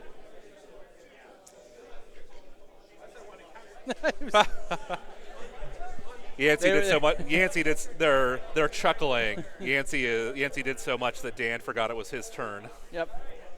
So they're doing some score here.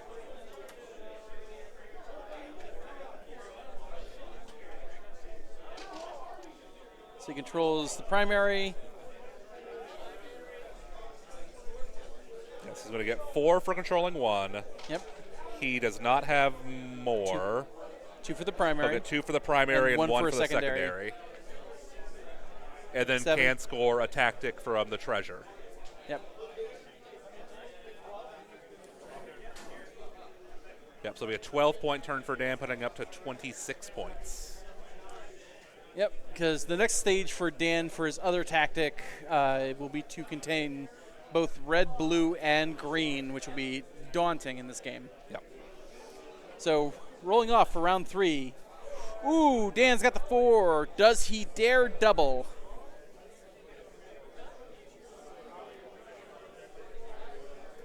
Yancy choosing not to re-roll his prio. And now Dan's got to see he was. Does Dan drop his final treasure here So we in got exchange for a double? Yeah. Oh, yeah, but I'd be so sorely tempted to take it personally. Yeah, he's probably never getting that treasure anyway. Correct. And he's up 11 points. So even if he scores no battle tactics and Yancy scores 2, theoretically still fine. He's still ahead.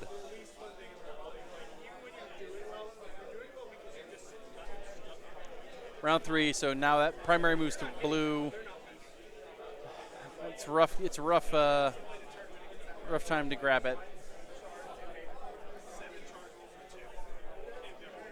It is worth noting now with that moving, green and red are now the secondaries. Yes.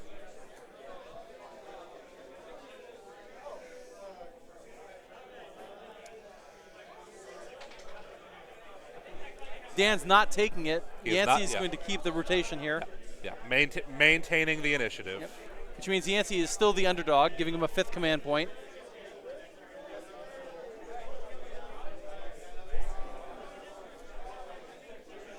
Yancy finally coming around to the idea that maybe tactics are a thing to do.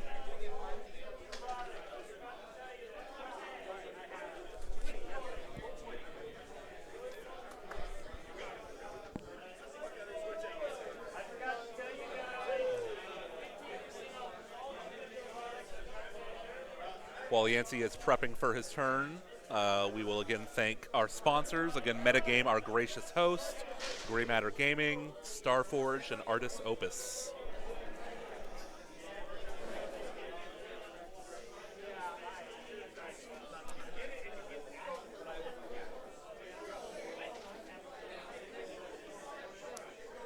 Yep, lovely Saturday here in late June out in Springfield, Missouri. And we're doing what any sane person would do here in late June, and we're spending it indoors. Yes, enjoying air conditioning. Absolutely. Anyone who spent a Midwest summer knows Central AC is such a blessing. Yes. Ooh.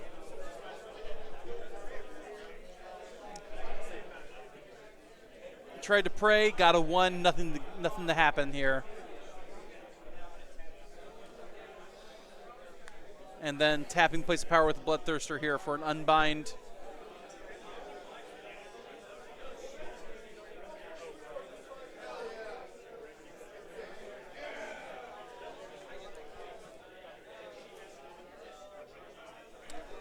Dan is debating a countercast. Yep. Spending a command point here for Magical Intervention. To get Soul Guide on the Archive, but it fails with a 4. Yep. And there's still a die left in that dice box for Dan. Maybe he'll pick it up. Maybe not.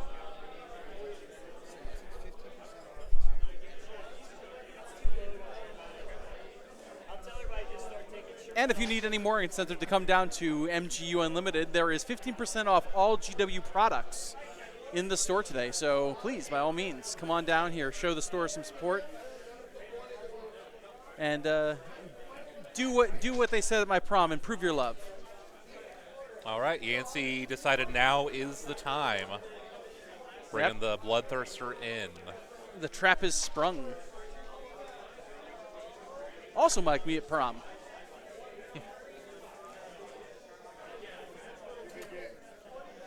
Makes me imagine he'll probably bring that other back unit up to support the red objective.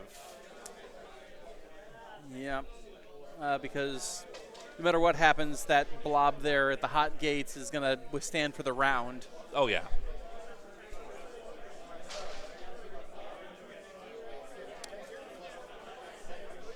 All right, the Realm Gore Ritualist is tapping her once per game to give a +1 to hit aura on, I believe, one of the objective. Within Yep. 12 of the blue objective. Wholly within 12. Yep, so +1 to hit on that big blob is oof. Yep. That's ouchie times.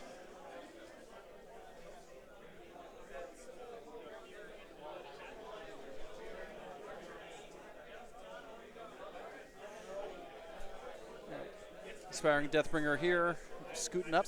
Skull Taker. Skull Taker, excuse me. Sorry, Deathbringer, long dead. Yep, that's right.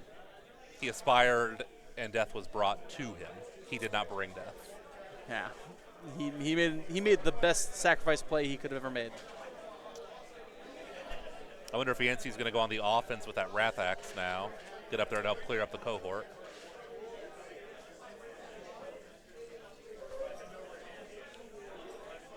I'd be more interested to send it, just yeet it straight into the center there. But it can't end within 3, so it's Yeah, it'll be place for it to land. tough to get it up there, because I can't imagine he wants to retreat with the Blood Warriors.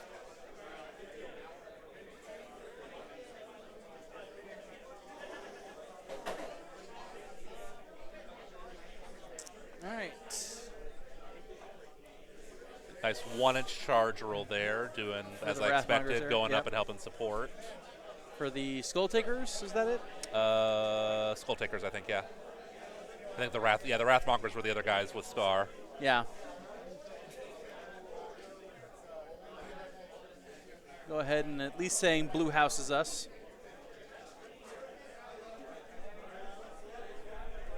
All right, Wrath Axe moving 8 inches. He is taking it up to help, Yep. which is, again, not super shocking. Yeah, it's either that or he charges it up into the Morghast. Try and get it from both ends there. Yeah. The Bleeding Icon is paying dividends where it is. No kidding. The first shooting attack of the game, the Bloodthirster is going to use its whip. Yep. Into the Harvester here. They'll want to clear the dice box.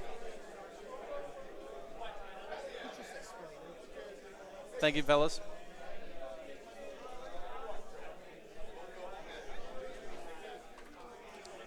Threes, dropping 1. I believe it's 1 Ren D3 damage. Ooh. 1 up -1.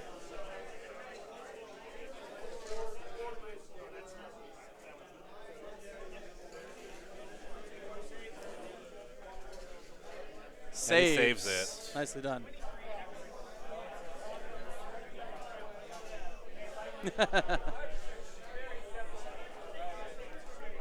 All right, let's see whatever charges. Yep. It does look like there is room for the Skull Taker to get in if he wants. Yep. Time for the Visa Oh, he Massacre cannot. phase. For helping. For helping.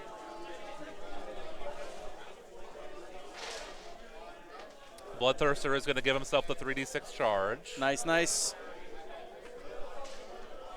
He's going a whole 10 inches. Oh. And Dan O'Day is declaring anti-charge as quickly as he can to give himself an every-proof shield, Yep. like we did when we were 8.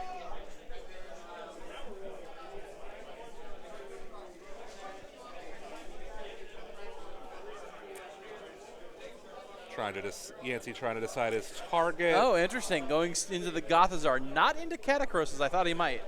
I think Catacross is too well protected right now. That's fair.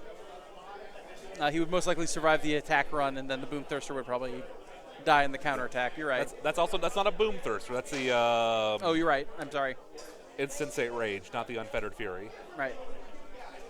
or other way around. Regardless, it's not the Boom Thirster. It's the Whip Thirster. Regardless. Yeah. Yep. Let's see if that All axe right. makes it. Axe does not. Oh, it's not going to ask anyone a question. And as a manifestation, cannot receive the reroll charge command. Correct. Cannot issue or receive commands. That's okay though. I think Yancy should be very happy with where he is. Yes.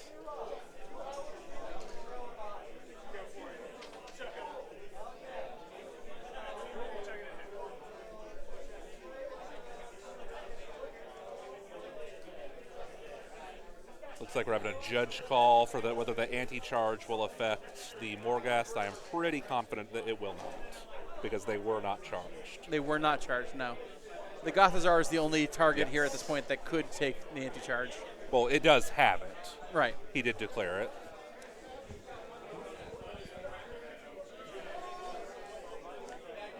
Oh, the Immortus Guard are Ooh, we're countercharging. countercharging. Okay. That brings Dan down to 1 command point. Trying to leverage everything he's got.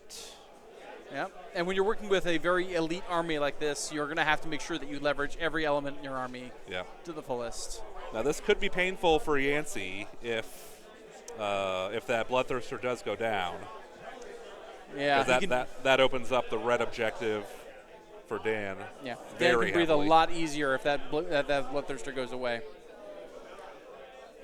This might be one of the moves that kind of decides the game. True.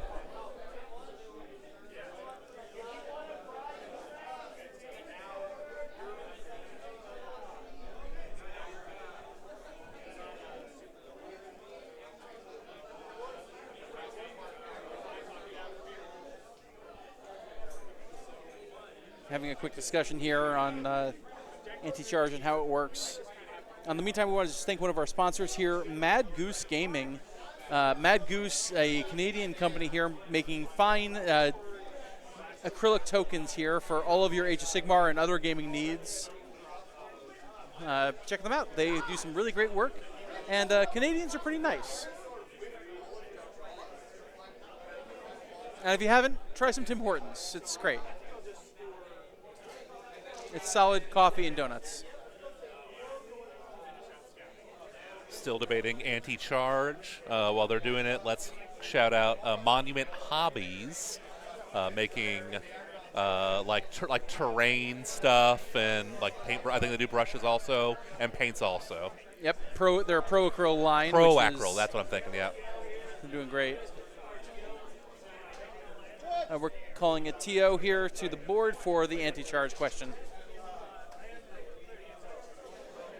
They've asked for a TO, but have gotten Dawn, so I'm not sure how great of a call that is, but you play the card you're dealt sometimes.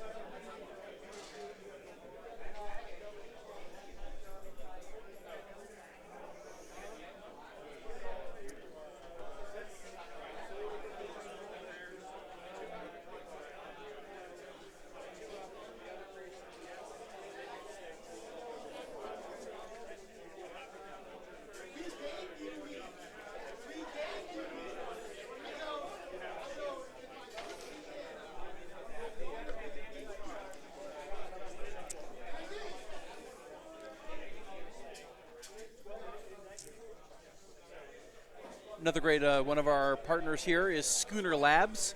Schooner Labs makes laser cut wood and other material here, game aids for you for just about any game you can take, think big or small.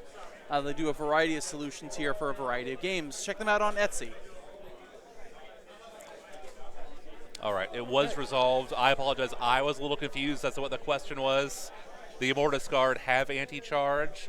They did charge into something that did charge, so they do get the anti-charge benefit. Oh, really? Yes, because the Bloodthirsts are charged. Okay, that was not what I was going to expect to be the outcome of that ability there. Assuming it attacks them. Yeah. Why aren't they using the dice tray? Sorry, why aren't they using the dice tray? Roll another table. There we go. There we go. All right, 1 damage going through. And Laron coming in and interrupting people's games. Laron, usually a very nice person, but now interrupting people's games for what seems to be no good reason at all. That's okay. We love Laron. We love the Los Angeles Rons. It's our favorite football team. All right, so he's going to fight with the Blood Warriors in tandem with the Bloodthirster here, a popular Khorne trick.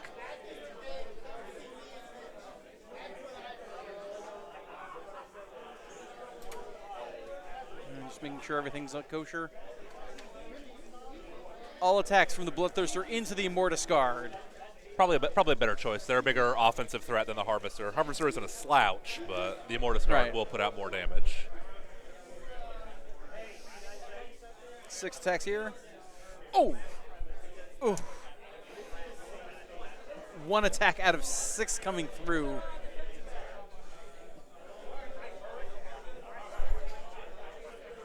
So 1 coming in at Ren 2, so a 3-up save here. And he saved it. And Ossiarch have it. But now the Blood Warriors are going to fight.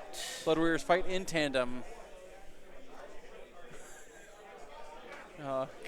Mutual commiseration here over that Bloodthirster's very subpar performance. Yes.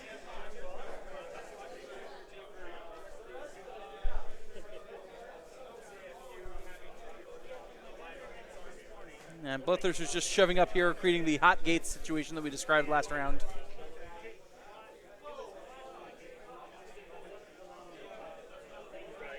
Trying to stay wholly within 12 of the objectives so that they can continue to get the +1 to hit The free +1 to hit. from the Realm Gore Ritualist. One of the newer Blades of Khorne pieces from last edition. Yes.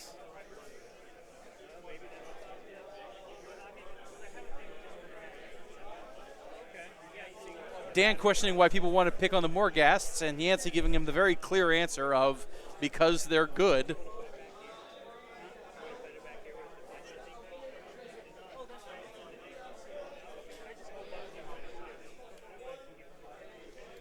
So splitting up the attacks here, some into the Harvester, many into the Archai, the Yes. Morghast. Because some could not reach the Morghasts. Correct. Again, they can fight in 3 ranks, not 4.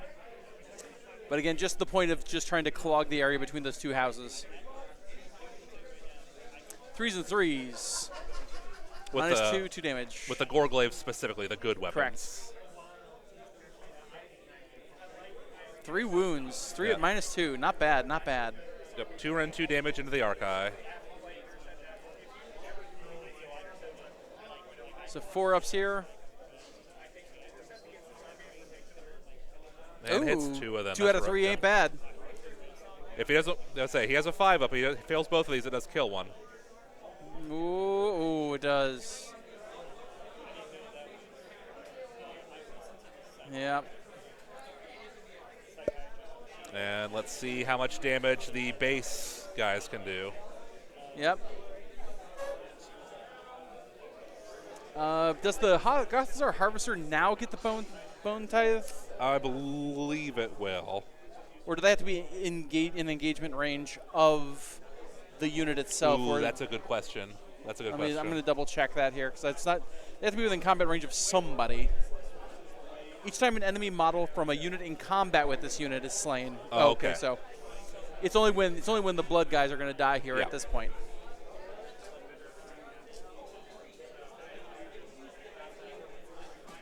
So 3s and 3s, -1 here.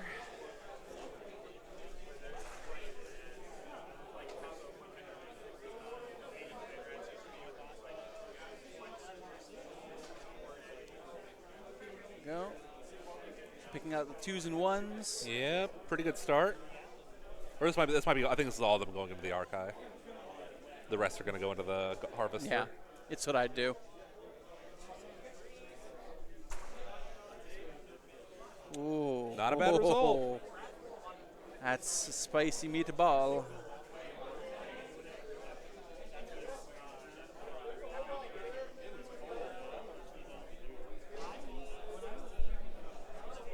All right, 16 coming into the 16 Morghast at minus -1. ones. They'll stay at their 3s. Yep.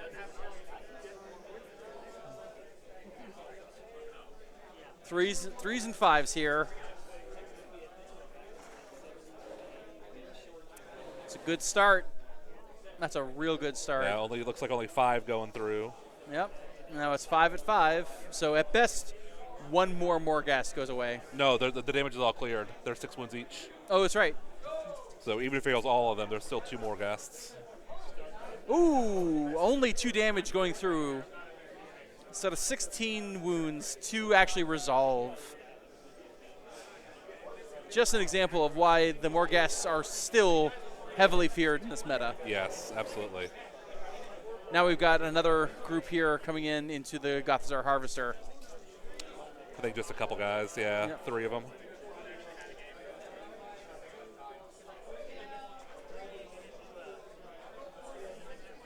Two at -1 coming into the Harvester. The Harvester also has the +1 save bonus Yep. from Catacross, so he'll stay at his 4s. Yep. Takes 1, saves 1. 1 damage, 5 up. Nope. Gothzar takes his first damage.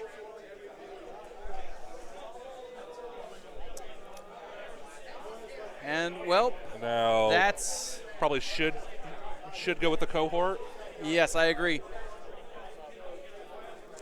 Yeah. There you go. exactly. Dan's got the Yep. idea.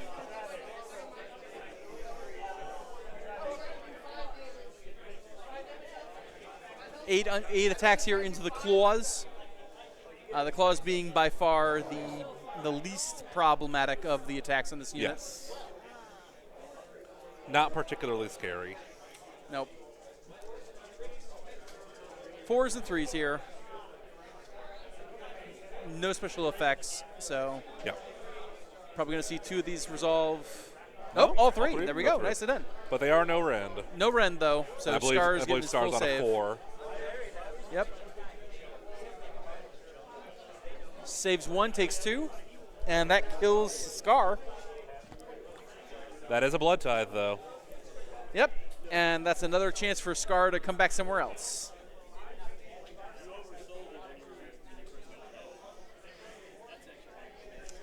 Yancy beating himself up as usual here. Probably ought to Yep. stop that. And now we'll see if that Bloodthirster is going to go down. Yep. If you're watching this in the future, take bets now in the comments. See if you think if the Bloodthirster's going down or not. Also, in the future, don't fast forward. Don't spoil yourself. Enjoy the journey, man.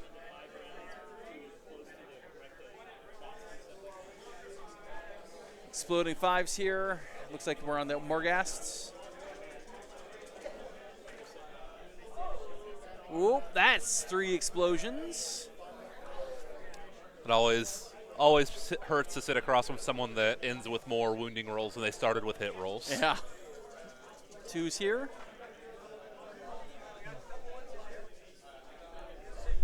Six coming in.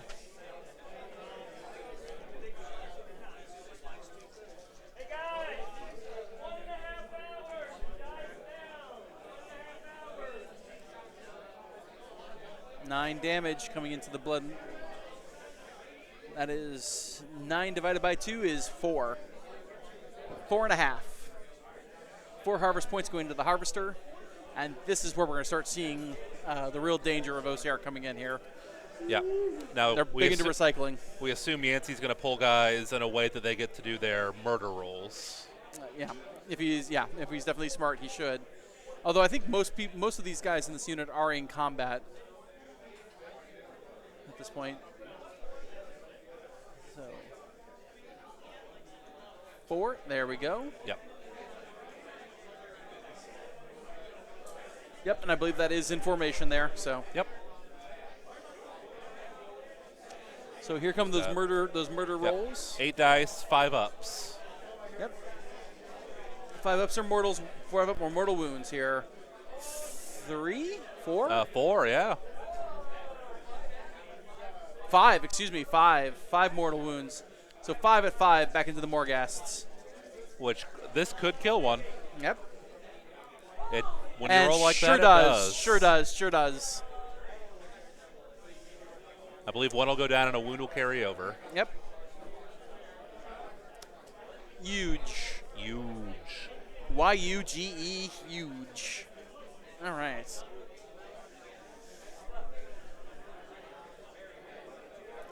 And Mortis Guard up next.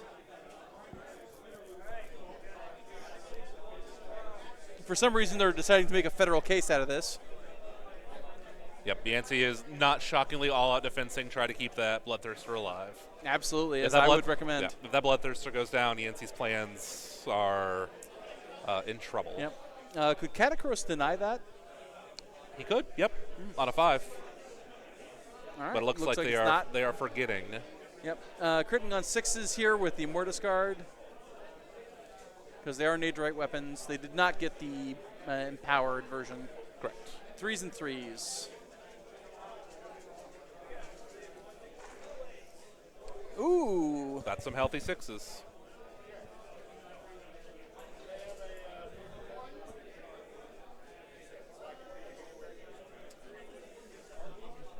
Yep. Perfect conversion there. Now we're looking for 3s here. Oh. Ooh, that's tough. Big vein of nothing there in the middle. 3, 4, 5, 8, 9, 11. 11, I believe, -1s. So the -2 rend. Oh yeah, because of the anti-charge. Yes, -2 rend, which -1 because of the AOD effectively. Yeah. So saves 4 of them. So Yep. 2 damage each, so 14 against the ward 14 save. 14 5-ups.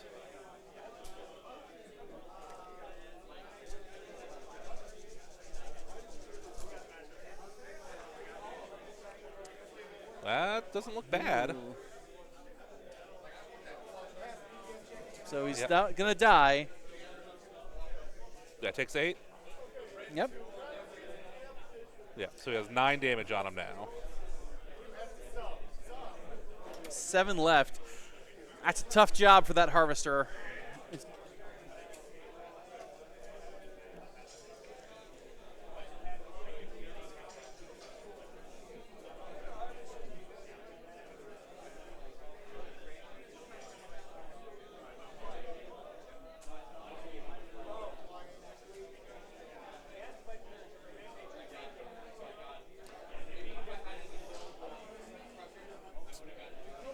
Okay, so Yancy used the Bloodthirster's Rampage, so the Bloodthirster has to fight, or sorry, the Harvester has to fight the Bloodthirster with -1 to hit and -1 to wound, even though it seemed like he wanted to go after Blood Warriors. Yeah. So the oofs and tails, 4s and 3s, -1, 2 here. Again, this is not undoable. Maybe not with those rolls, but one coming in at rend -1. Oh, 2 rend. Yep, -1, +1 rend here, so 2 rend here. 6 up, no, 2 more damage coming into the wards here. Ooh, Okay, takes one alright. more, so he's at 10. 6 to go. So it is possible that he could still die here because the Soul Crusher weapons have 6 attacks at 4s and 2s, rend 3, damage 2 with crit 2 hits. But is that so 5s and 3s actually? Oh, you're right, it is. But Okay. let's come back. Yeah. And 3's the wound here. Ooh, cost them. Still, it's on the table. It's on the Yep. table. So 3 rend Yeah. here. So That's 6 damage. So Yancy's got to save at least one of these. yeah, and he does. Oh, and there we go. He saves. Yeah, so he goes to 12. 12 out of 16. I think Yancy was sweating bullets there for a second. Whew, yeah.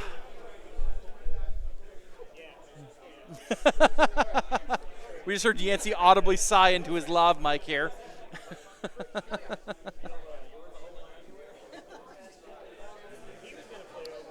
I believe that's going to be end of the combat. Go to the end of the turn. Yeah. Bloodthirster power throwing, not surprising. Because he wants to not be there anymore. Correct. Who would?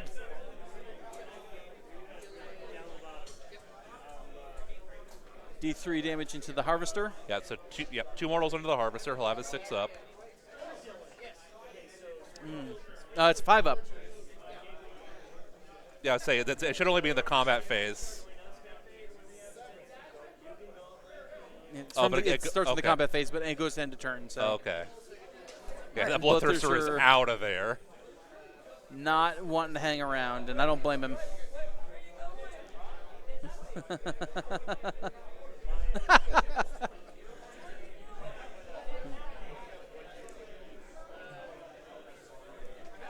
All right, so scoring here.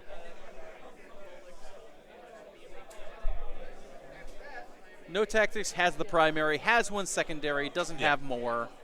So 7 points, I believe it should be. 7 points, yes.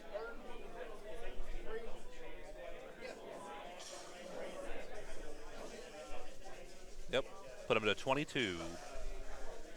22 to 26.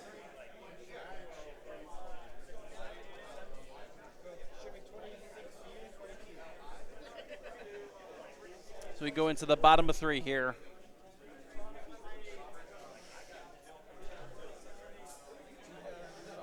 Bottom of the 3rd inning here. So yeah, it is going to bottom of the turn. Dan is up, but has no command points to spend. Yeah, makes it tough. Yeah. So yeah, no Catacross ability is the main thing. Yeah, but Catacross has an opportunity to sidle on in here and start That's making true. waves. Catacross could get into the Blood Warriors. Especially with Scar not on the table, the Tetrachort can also, the cohort can also go ahead and have some adventures. But no command points is tough. I could see Yancy sitting on 2 to countercharge with the Skull Reapers.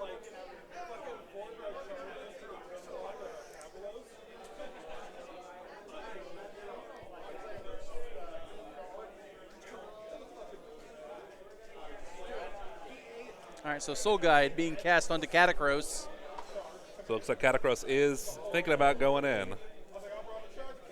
Not going to work on a 6. And Yancy will get an unbind from the place of power. Yep.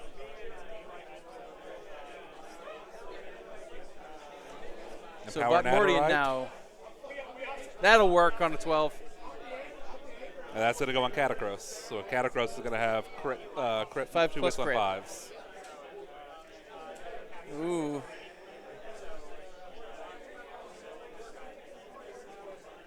Mordian.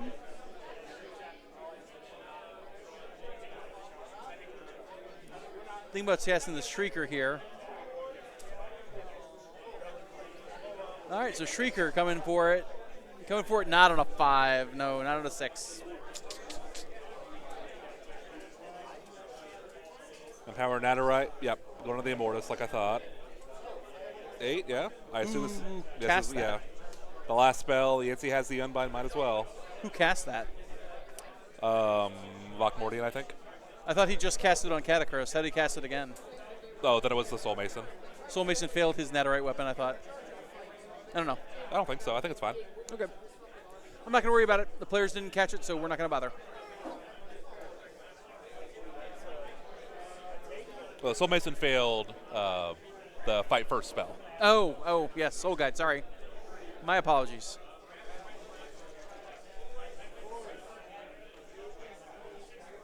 Pretty good rally on the Bloodthirster. Rally for Bloodthirster. So now going to 8 out of 16, so halfway there. Yeah. That's a baller rally check there. That puts Yancy to 2 command points.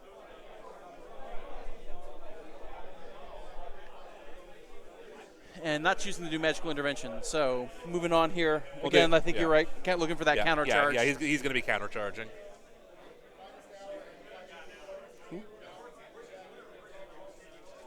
So we have the final Morghast retreating to make room for Catacross, I imagine. Yep.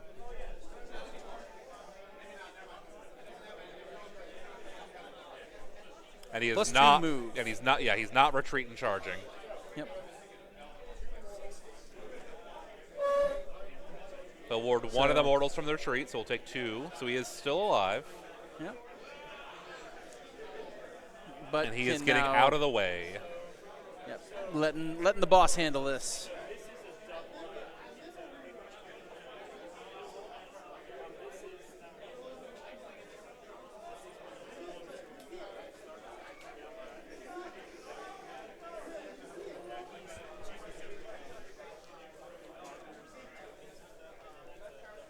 Dan's really worried about giving up a treasure here. Which is fair. Yeah, that is. Their scores are not so far apart that I'd be willing to throw away 5 points at this point. Absolutely. Here, hold on 1 second. I need you product placement. So Vakmordian going to run. I think he's kind of in Catacrosis' way. Yeah. Yep, again, just kind of getting out of the way. Big boss coming through. Yeah, Catacrosis is going to do it himself.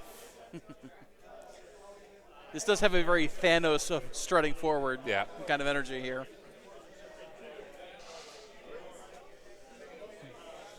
And Dan's scooting up the Soul Mason.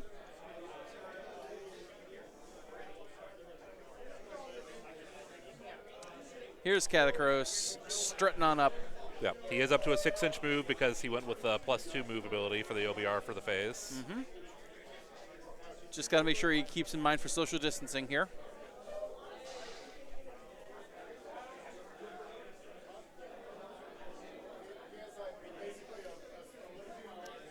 Dan being very good and very precise about his movements. Always appreciate to see it.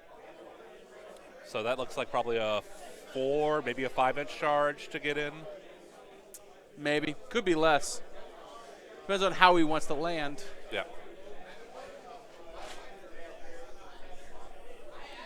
Oh, it looks like he's bringing the Immortus Guard around to the middle. That's a little surprising to me. Oh, there's only a 3-inch charge for Catacross. And I think that's a smart move for Dan. I think trying to hunt around to the red is tempting, but I think it ultimately would be foolhardy. I don't know. We'll see. I think I would have been pressing that angle just for points. I completely understand it here, but again, with so few units on the board, he can't afford to send a Mortis Guard out on an errand that they may not come back from. Especially with the Morghasts down to just a single member. And again, not having the ability to rally them hurts. So the Gothazars also has to make some bone tithe points here.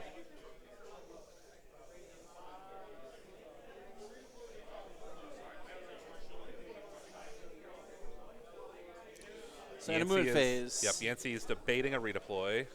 The most dangerous time for a Khorne player is the end of your movement phase. Yeah, very true. Cohort going to get a move here before they go too far forward.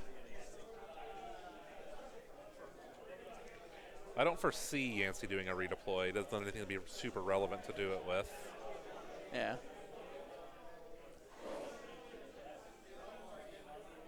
Maybe a redeploy just to get the Bloodthirster forward a little bit now that he is safe from attacks. True. Although it should be noted if the Bloodthirster redeploys, it will be unable to countercharge. I don't think a countercharge is in the cards since Dan went center rather than left. That's fair. Oh, the Cohort solving up here rather than going after the axe. Interesting.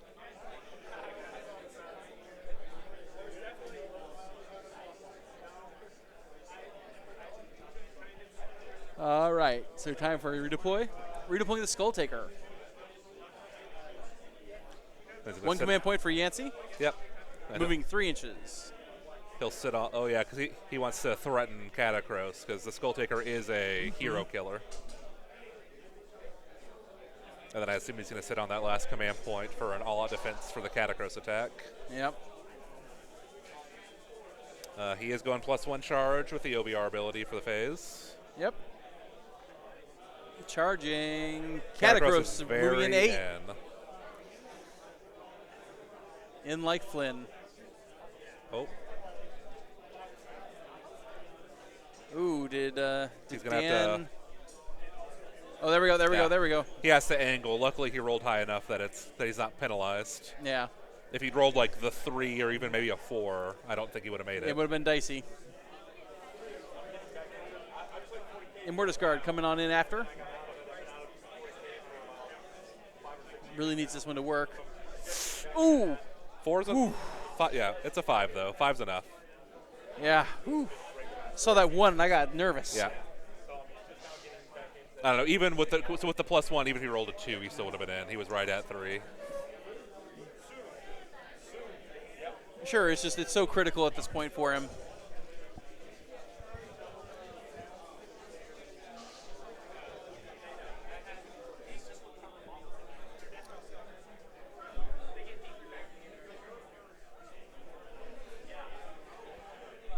Yancy showing him the trap of engaging with unit of mortals and the Skull Taker at the same time. Yes, with the Skull Taker with the fight first. Fortunately, with the Immortus Guard next to Catacross, this is about as good a time as any for Dan to weather the trap. Yeah, and it also wasn't even triggered. The Skull Taker is not in combat. No counter charges, as he's only got one command point left. So we're starting with Catacross.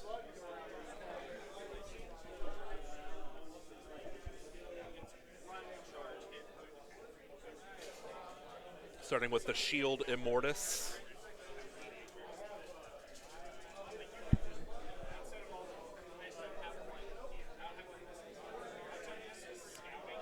Debating the AOD here. Yeah, it's Right. either him or the Immortus Guard, and I think that's probably the right choice. Yep, they're going to all out defense here against Catacross. Yeah. There we go. Yep, net +2 damage. Yep.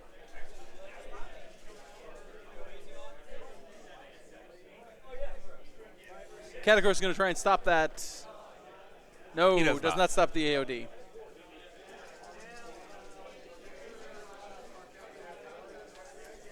All right, so 3s to wound here. Ooh. Dropping 3, so that leaves 4 coming in. 4 at -2. Yep, go back up to 4s. Ew, that hurts. Oof. 3 damage each. That's Oh, tough. he was using the spear, not the shield for this, so yeah, 3 damage on those. So we're going to just bank that for later. So now it's the retinue. Yep.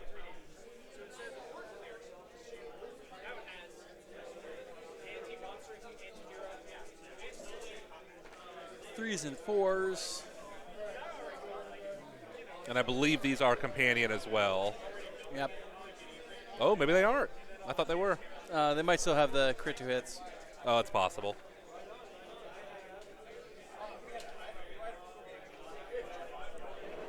Five more at -1. And we're looking for 3s here. Ooh, 1 goes through. So Okay. 10 down, and now the Shield of Mortis. And the retinue are not companion. So he's just the best of every world. Yep. So 2 shields hit, 2 shields wound, 2 at -2. They both. Ooh, lose. saved on both. Oof. All right. So 10. Yeah, so, so- yep. 5 guys die. 5 guys are dying, but they are throwing 10 dice, looking for 5s for mortals for the murder rolls. Yep. Granted, he will have a ward of 5 or 4 at this point. I believe it should just be a 5, I think. I think his base is still only 6. Okay.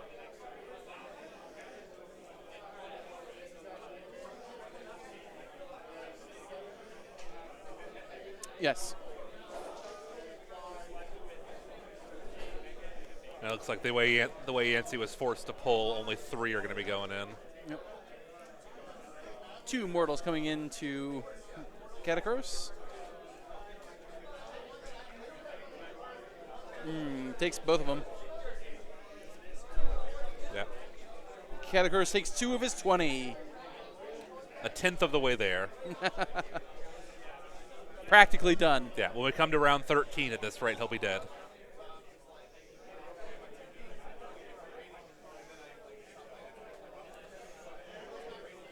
See what the Blood Warriors can do.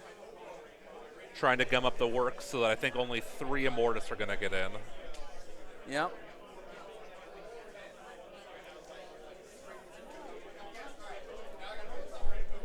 This is going to be the Gorglaves. Yep. Pretty good start with the Gorglaves. Good start, undeniably. 3s to wound here, and whoa. 4 at -2. all into the Immortus here. So, So- 3 at 5. Yeah, Mortis looking at 5. Oh, savage. So 4 damage off that. Yep. 4 wards there. And then remainders. Fails all of them, so it'll kill a guard, and I think one will carry over. I think there are 3 wounds now. They might be 4. And they're at most 4 since one died. Yeah, we'll double check. Mortis Guard are 4 health. Okay. They're good.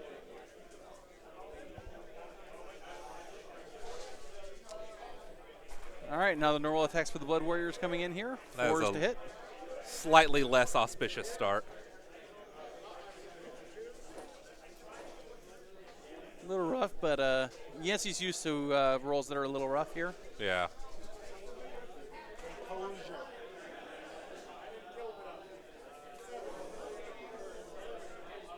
Okay. 7 at -1 coming in. So 7 at 4.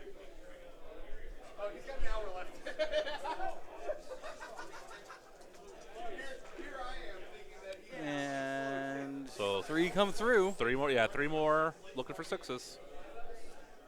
5 ups. Oh, 5s. Yeah, I forgot. All right, and those 3 go through. Almost kills another. Oof. Oof. A lot of almosts in this game. I don't know. He is in the danger zone for doing more damage though, because now he only has to hit 1 of the murder rolls to threaten to kill one. True.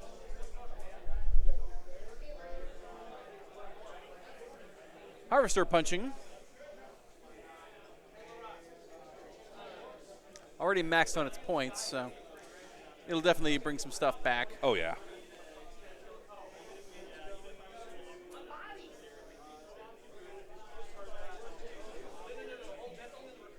Going in here with the oofs. And it does look like with the angling, he's gonna Dan's gonna be able to get in a 4th Immortus to hit, maybe even the 5th.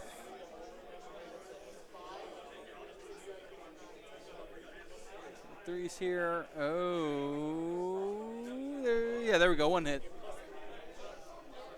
1 at 1. Doesn't save. So 2 damage there. So that's Anduder.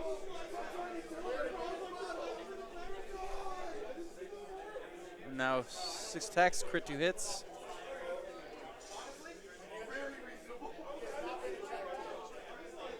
So 3, back to 4.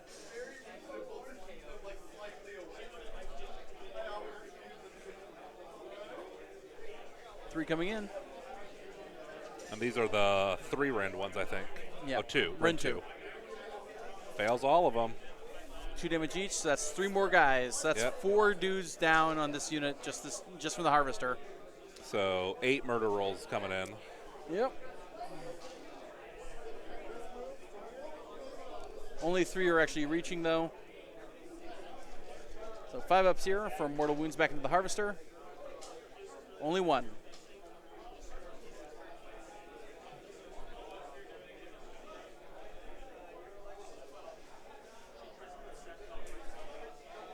Let's engage. So I think it's just Immortus Guard coming in now.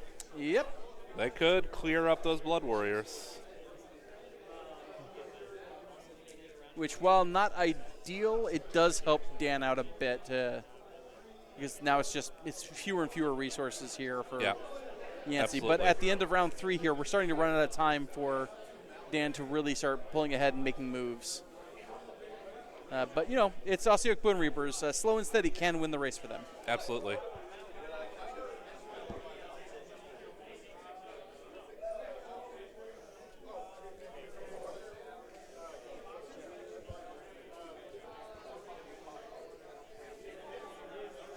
So 15 attacks for the Immortus Guard totally here. Yep.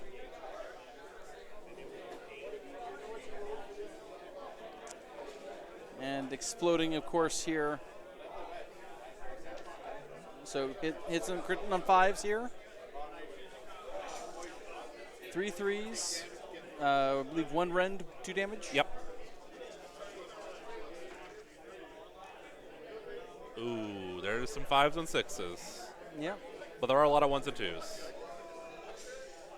But add 5 back.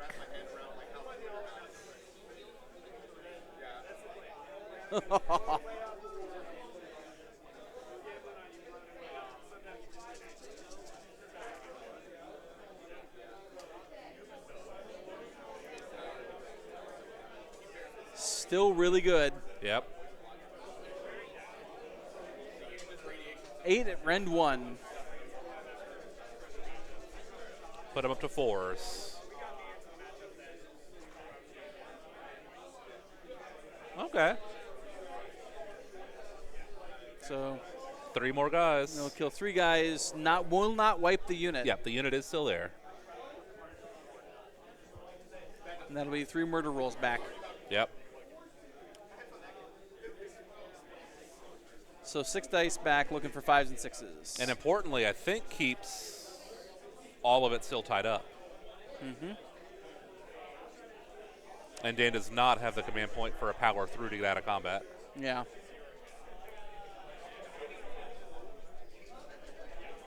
Yep, murder rolls here. Oh, Yep. I see 3 mortals back there. And do they mortis guard? That will probably kill one. Should. Save 1 out of 2, so. Yep. So we're down to just 4 Mortis Guard left, but the Gothazar Harvester has yet to use its Bone Tithe Yeah, points. he's about to bring one back.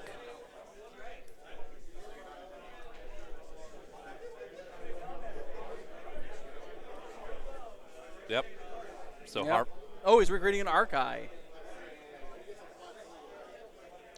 Okay. So yeah. Interesting maneuver. I don't know if I have made the same choice, but I respect it. I could see it. It's a little more efficient. Yeah, given that Special K has got 3 big threats, all well within striking distance of him. Yeah. I might have been more inclined to put out more defensive output here, but another Archai is not terrible. Especially since that last Archai was kind of on his last legs. You couldn't True. afford to do much with him. True. All right, so scoring. So 4, 5, 6. Yeah, it's just going to be 5. 4 for controlling 1, and he controls 1 secondary. And then I don't think he's going to have a tactic to score. No, because he either has to control green, blue, and red, or he has to have gained the final treasure. Yes. So he's kind of out of tactical options at this point. Yeah. Yancy's using Yancy his can- once per game Yep, reroll. Yancy's re-rolling for 4. And Yancy is able to tie it and take the turn. Correct. So we're top of round 4, Yancy's hero phase.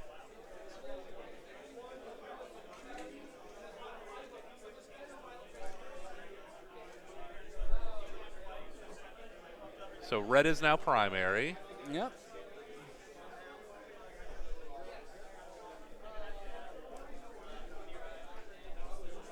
Yancy at 5 command points because he's still underdog. 31-22 here. Still a very tight game. Yeah, very Anyone's close. Can go either way here.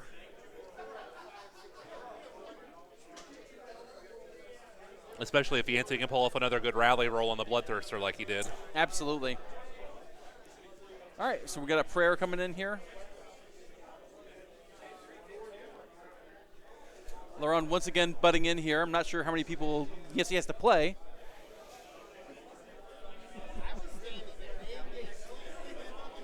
We'll put it on record that we do love Laurent. 59 minutes and 55 seconds. Little under an hour left here for the round. Gift of the Alapexes.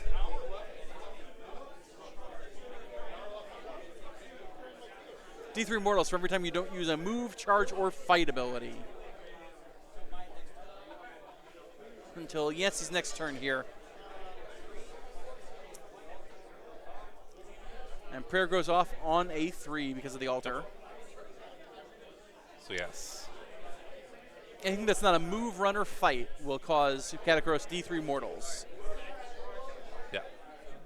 Move, charge, or fight. Which is tough. Katakros has a lot of abilities he'd really prefer to use. It's especially the +1 save command. Mm-hmm. Dan will have to start strategically bleeding himself here. Yep, here we see a rally on the Bloodthirster. Yep, as we would with anyone.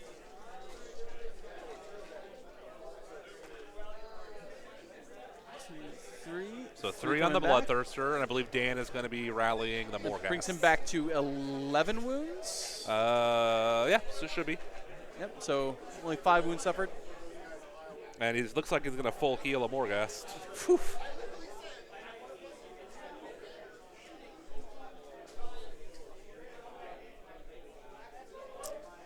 All right. Seems like that's it for the command phase here, and movement. Katakros 2 wounds out of 20.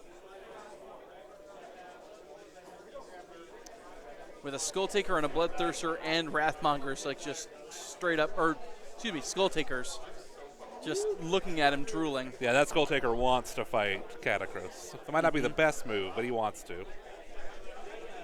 All right, let's see if the Bloodthirster can be a little more successful. Bloodthirster, once again, looking for that flank. Looking for those juicy flanks. Just like me at a Costco, looking for juicy flanks.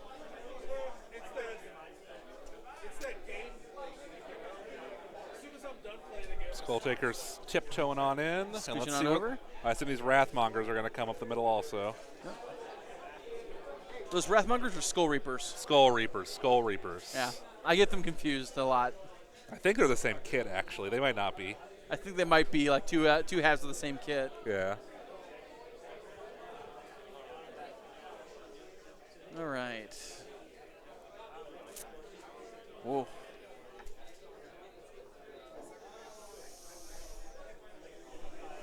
Rumgor Ritualist choosing not to move out of there, obviously. Oh, there goes the axe. Yep. Axe is on his way up.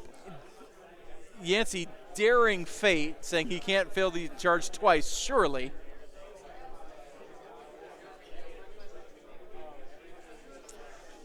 All right, movement phase abilities. Yep. Dan is debating a redeploy. Yeah. No redeploys, okay. Bloodthirster shooting. Whipping. Yeah, yeah.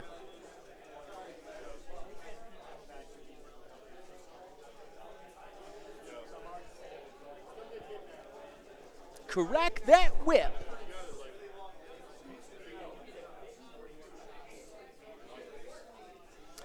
Into the Harvester, I believe.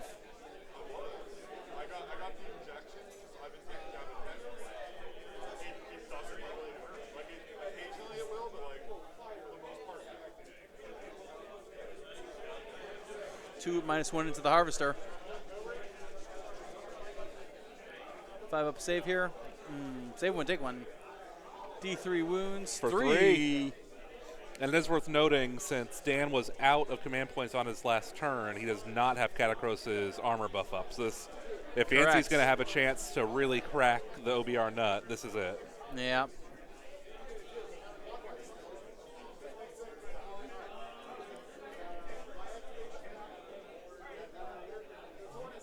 Yep, no shots for the Harvester here as he's in combat. Bloodthirster getting giving himself the 3d6 charge. Skull Taker charging 4. I think a 4 should just do it. Yeah, 4 will slide on in there. What's up, brother? Oh. I think, yeah, Yancy's going to have to re-roll the Skull Reaper charge. Skull Reaper charging, re-rolling. 7. There we go. 7, I believe. And I believe Yancy is going to do the Coordinate Legion trick with the fight first with the absolutely. Skull Taker. Absolutely. So it's going to be Skull Taker straight into Skull Reapers. Uh-huh. Dan's going to be suffering from scoliosis this phase.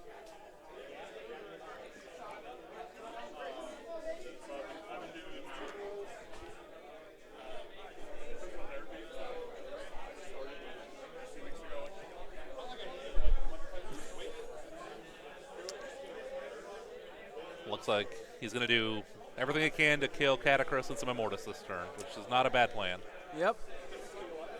And as we said, this is the turn here where they can crack the nut way open here. All right, Thirster charging. Oh, Thirster gets a 13. It's going wherever the hell it wants.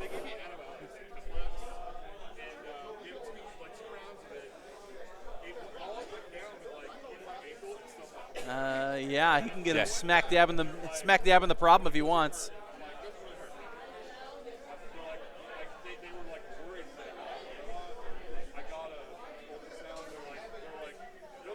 There. Some conversation here about where landing zones can possibly be.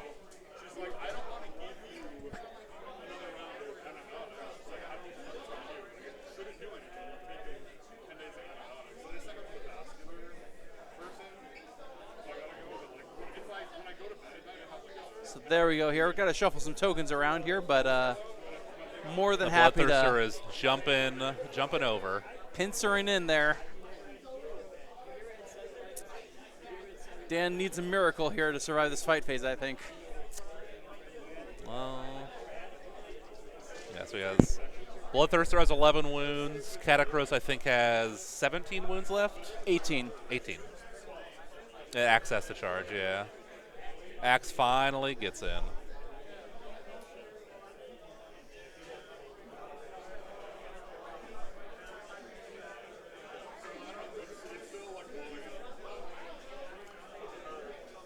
Yeah, so the Axe is going to do its quasi-impact hits. Yep.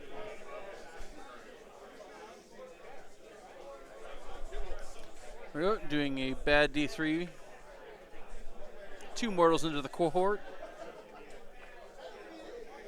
Both go through. Yep, that'll kill another one of the pets.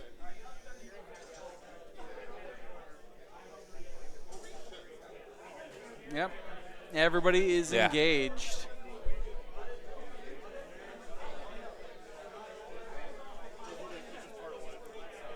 So Yancy is using the Bloodthirster Rampage on the Harvester. Ooh, no wards on Catacross. With Argath, the King of Braids, he is removing Catacross's ward save. Oh. Skulltaker is going to fight first into Catacross. And then Khorne Legion is going to bring in the Skull Reapers. Dan's not without hope, though. The Immortus Guard could still shunt off a good amount of those wounds. They can't. Possibly. They don't have a ward. Oh. You can't get the. Well, no, you can't. He can't shut it off to them with the bodyguard thing. No, because the bodyguard improves his ward and then shunts. Oh! You're right. It's going to be a bloody turn. All I need is a miracle.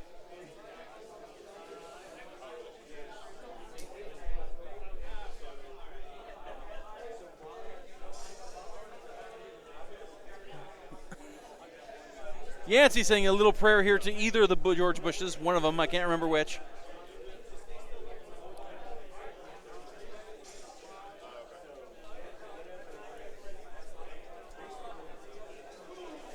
Choosing not to AOD against Skulltaker. Yeah. So Dan saving his all-out defense for when the Skull Reapers fight. Good. Yeah. Fort -3 is about as good as he could have asked for. No crits went through. Lost a couple. And 2, yeah. But the -3, I think he'll have 6s. Yeah. Saved at least one. 6 damage going in and no wards. Yep. So that's currently 8 out of 20.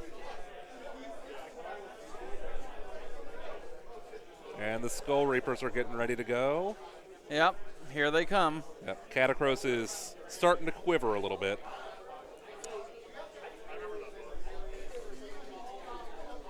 Looks like, I think there's the 2 very far back guys I don't think are going to be able to reach Catacross.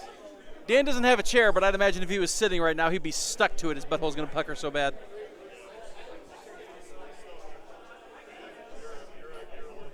Two Skull Reapers into the Gothazar Harvester, the rest into Special K. Yeah. This he'll choose to all-out defense on. And let's see if the bleeding icon will stop it. Yep.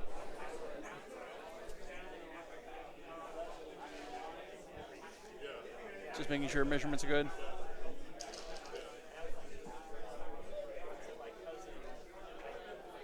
Oh, fails that Ooh. one. Woo! Got the AOD. So here come the Skull Takers. Here come the Skull Reapers.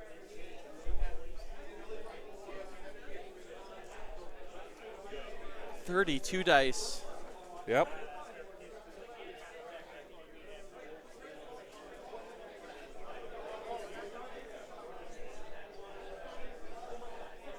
The 33, excuse me, the champion die. 3-3 minus 1-2 with crit mortals. Ooh, there's a bunch of sixes. That. Yep. Yep. Yep. Yep. The mortal. 12 mortal wounds. 16 mortal 16 wounds. mortal wounds. And he the has no Catacurse ward. with no ward is. Oh, that's such a bad.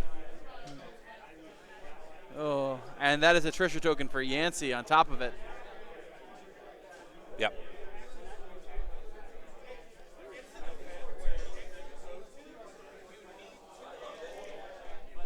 Yep, it is scoring a second. The second one is he's finally killed a hero. Yes.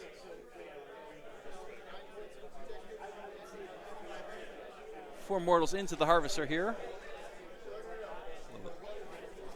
And then 3 at -1 there. Fail. Yep. Oof. So that harvester is starting to limp. Yeah.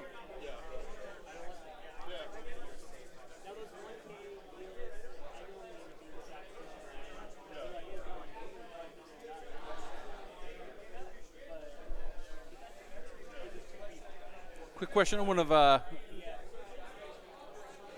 Doing some rules checking here. Yep, some rules checking on Catacross giving the 5-up OBR ward. Yep. And whether or not it dies with him. I believe. Depends if it says Yeah. WoW within.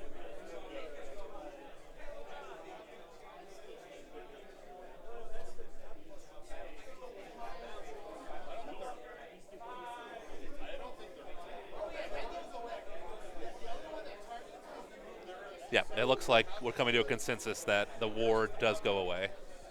Yep.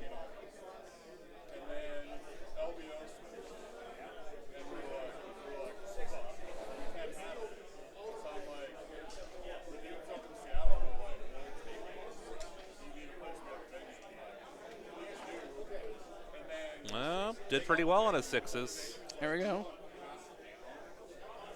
And it does kill it. Suddenly, Yancy is e-brake drifting this game in his favor. It's very initial D here.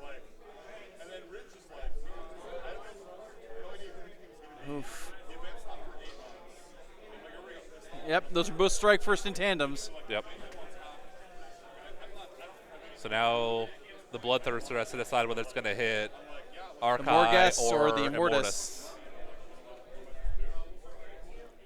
Yeah, he is. I would go with the Morghast. Yeah, I think that's the right call. Because that'll free up the objective.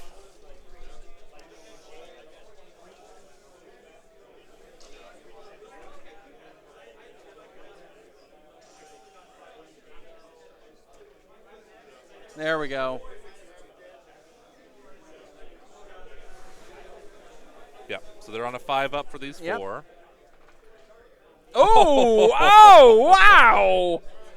Wowie, wowie. Woo! 4 6-ups here on the wards. So not even one is going to die, regardless of ward He saves. saves 2 of those. My goodness.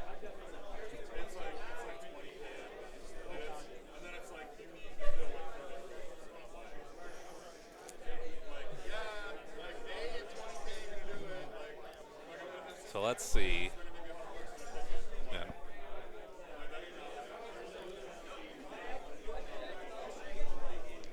Yeah.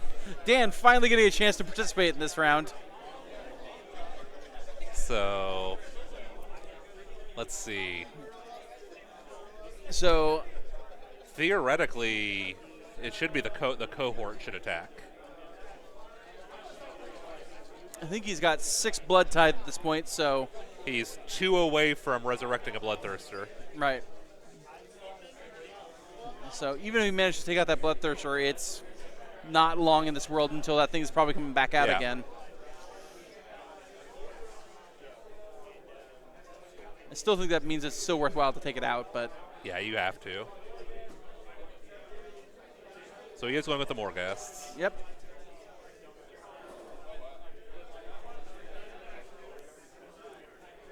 Considering the AOD here. But he is passing. Passing.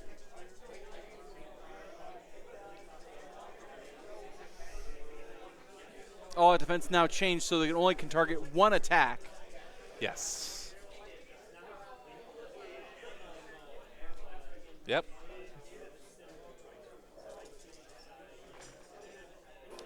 And it's rough seeing that 1-1, but hey, 5 coming in at Ren 2. Yep.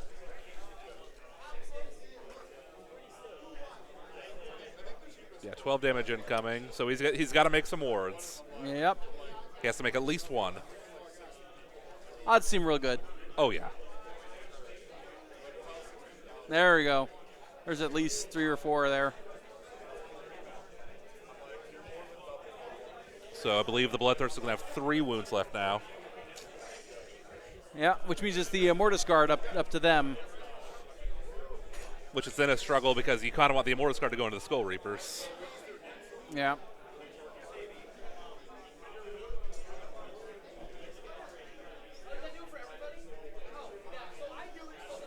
Let's see what the Axe can do to that cohort. Yep.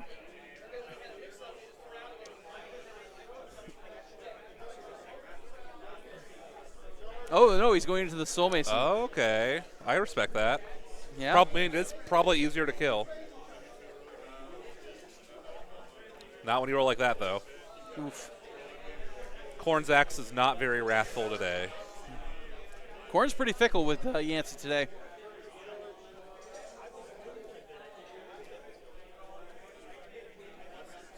Immortus Guard are all going into the Bloodthirster. And Yancy is all out defensive. Did we check to see if Scar Bloodwrath came back in? I believe that was forgotten. I'll remind Yancy of it after the game. I'll rub it in. Yeah. As we should. And that's a good tip for AOS players is always remember to never interrupt someone's game when a mistake's been made, but make sure to tell them afterwards and make fun of them for it. That's not a spectacular roll for the Immortus Guard attack. Oof. Nope. It's not great.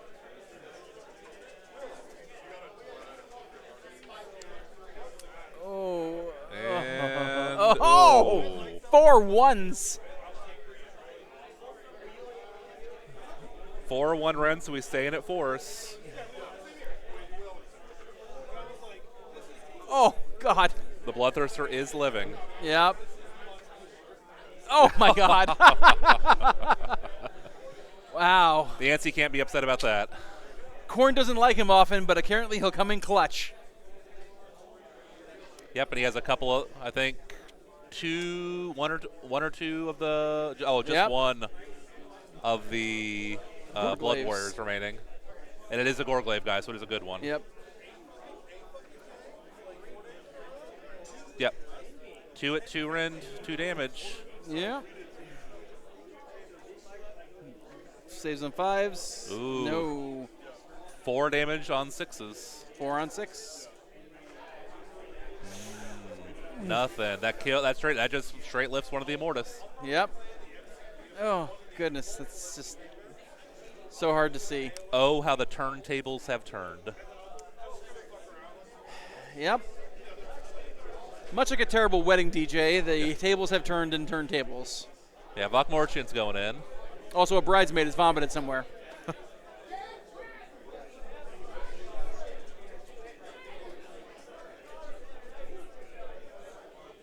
Let's have Vok Merchant go the distance. Oh, Hey! there we go. There we go. Vokmortian's showing up. If this nerd kills the Bloodthirster, that's pretty Three good. coming in. Three coming in. Three coming in. Yeah, it goes. Yep, so he's back to 5s. All defense is not in play. Nope, yeah, so he's at 5s.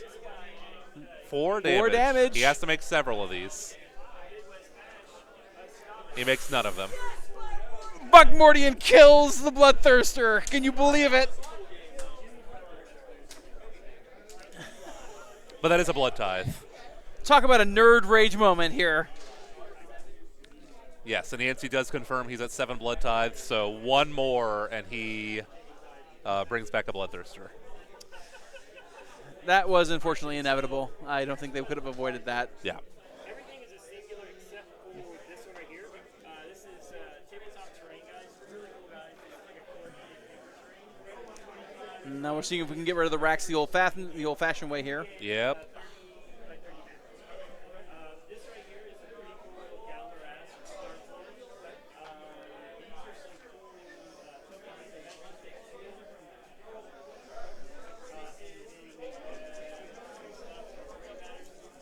cool Manifestation taking 2 damage so far. Yep.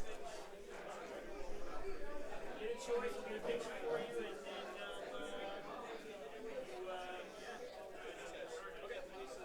Alright, let's get a picture with Jimmy and his new one. One by yourself and one me. Hey, Jeff. Okay, so 2 going through it, 1 in, 1 damage. Okay. Not going to kill that axe, but Nope. there we go. Takes up So to 4 4 damage. damage on it. Oh, Oh, yep. oh, Baba Yaga coming in. Hi, buddy, how you doing? Are we going to keep going on with this nerd rage moment? Let's see. Like I said, So yeah, see if Wizards can get more kills. this one, or you can eat Staff coming in. Bonk, Bonk and him. stick. Oh, all right. He's gonna get a picture with you in the morning. Who could have thought Dan shook an angry stick at someone and nothing happened? So I believe that'll be it for the round. Nope, this is Yancey's turn, I believe.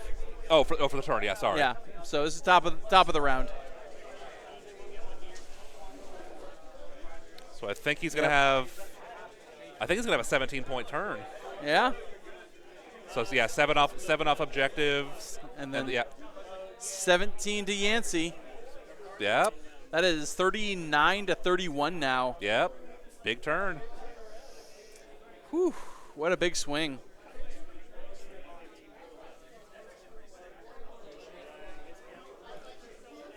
(39 to 31) as we enter the bottom of the 4th. Dan went from having a very vice-like grip on this game to it being a little tenuous. Let's see how he can pull himself out of this. And if there's one thing we know about Dan, it's he knows how to pull out. Just ask any of his 3 children. Maybe you shouldn't. So All right.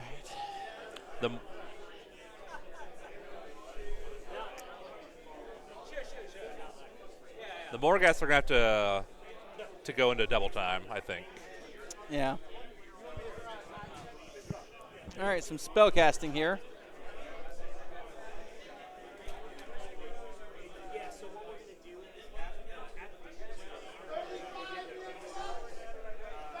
is Empower netherite weapons being cast.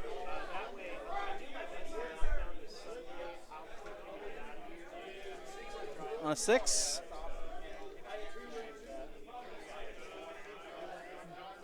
Soul Mason casting netherite weapons. Hey, Derek. So the way the scoring works here is that this is a team event, so the scores from all 8 games across the team are tallied up, and that is how success is determined during the round because it's a team event. So even though Dan might currently be in a losing position, he's still contributing 31 battle points here towards the team's total. So it's absolutely possible for someone to lose the battle but still win the war for their team. Yes. An excellent example of that was just last round. First round came in here where on stream David Erger had an absolutely and a very unfortunate series of events here on his roll, but his team still managed to take the round because the rest of his team did spectacular. Whoop. Bone-Tide Nexus getting bonked about. So Nadrite weapons on the Immortus Guard, rallying someone.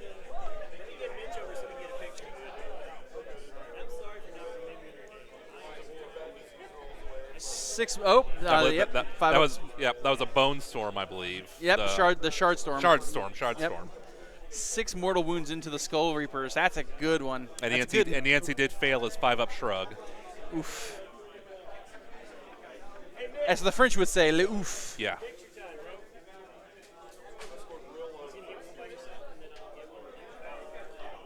Saying, yeah, Yancy will have 1 unbind, which is going to use here. Yep. Hey guys, let's get Mitch.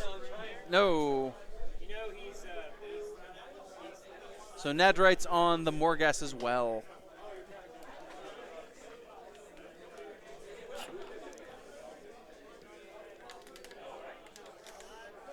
I'm coming. I know I'm special.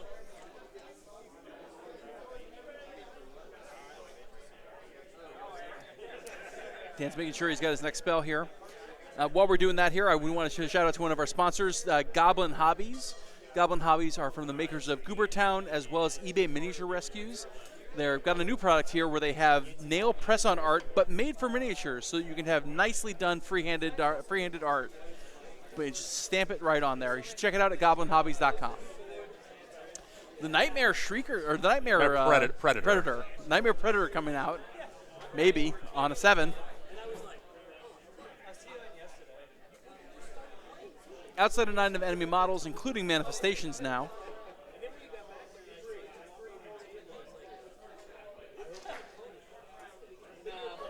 Also, he's got to respect that 1 Blood Warrior and the Wrath Axe. Yep.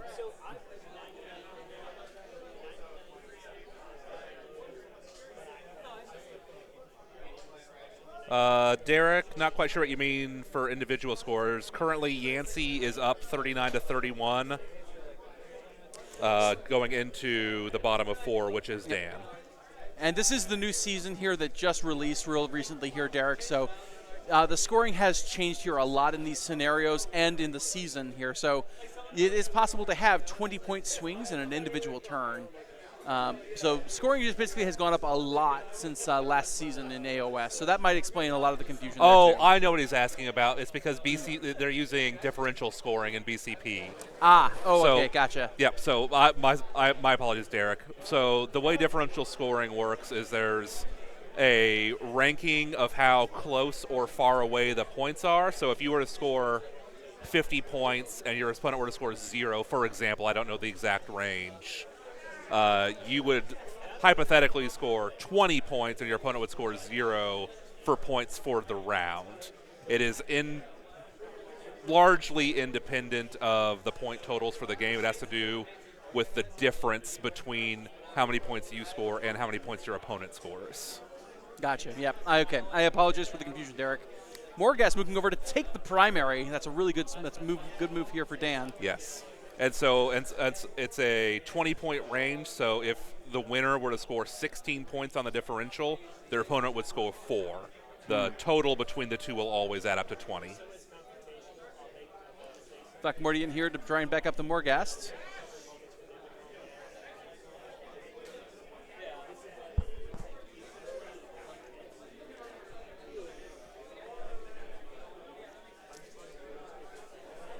Yep, everyone else is in combat, so no movement abilities here. Skull Taker is getting a redeploy. That puts Yancy down to 1 command point. 3 Moving 3 inches.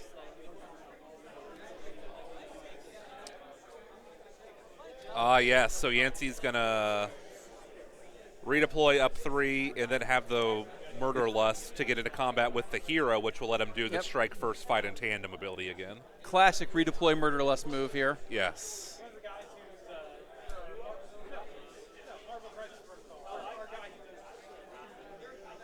because the Skull Reapers are engaged with the Immortus Guard. Correct.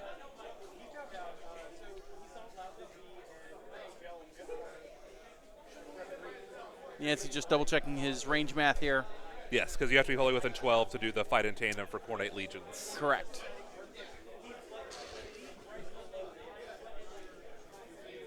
So no shooting. It's all shooting units have been removed from the game here.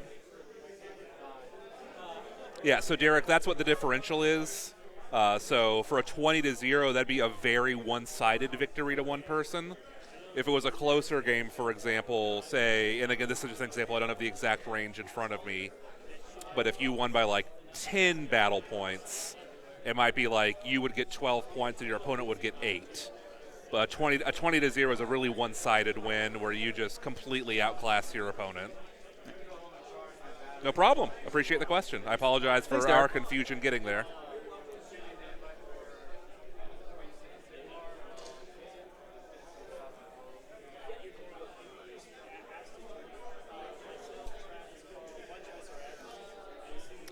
Once again, that sigil of Khorne being a real pain in the tuchus. Yep, let's see what the Skull Reaper can kill Baba Yaga.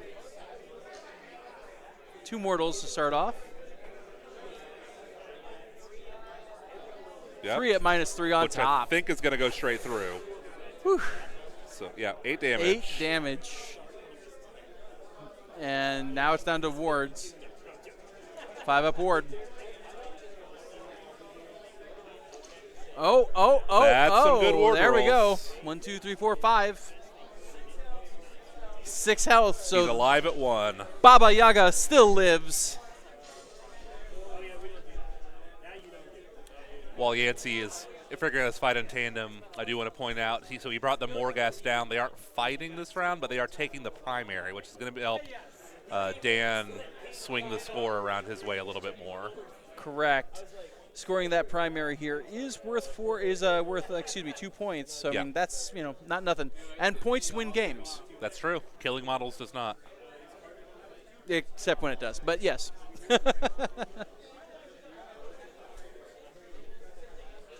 For example, Yancy, if he can kill these Immortus Guard, might score him some points. That is true.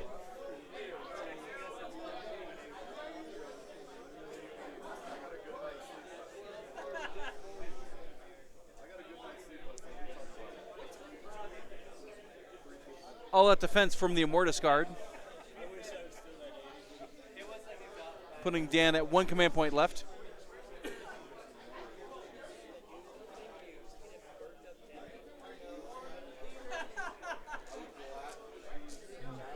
And 4 is 3s, -1, 2 damage.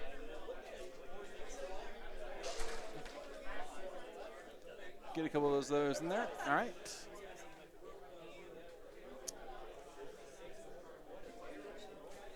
Yeah.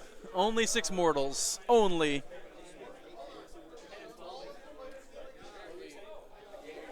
That is halfway, granted ward saves, but halfway to the full health left in that Immortus Guard unit.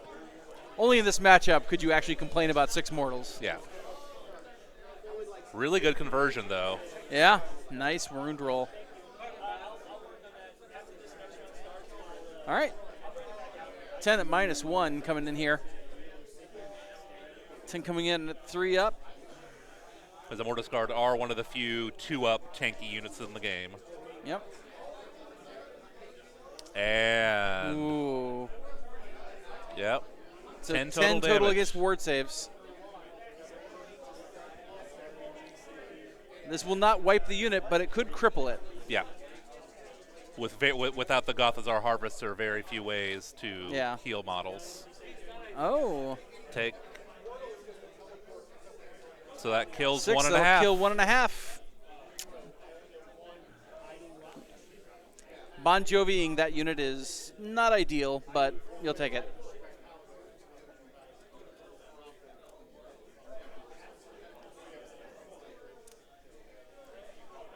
Okay, let's see what Dan's got up his sleeve. Yeah, because now it is to Dan's true activation for his turn. Finally, Dan gets to participate in this game. Okay. Immortus Guard going to go in? Yeah, try to kill that last Blood Warrior before his Gorglaive high rolls. Yep, I think that's smart. Putting both of them in there.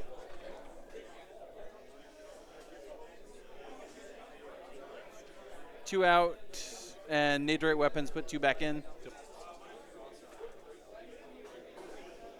Yeah. Okay, so 3 minus 1 for 2 damage. They'll be at 4s. Ooh, save 1, take 1. Ooh, Yep, he's down, but he does get his murder roll off. true. And he gets both of them. Ooh. All right. Can the ward save him? They do not. No, that's a second Immortus guard.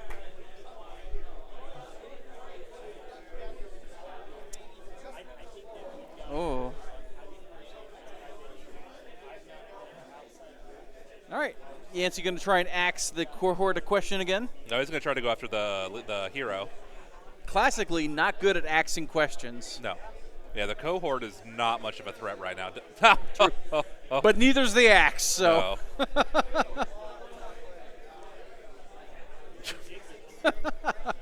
For those of you at home, a pretty earnest "is that it?" question from Dan after that poor roll from the axe. Is that it? What are you, my wife?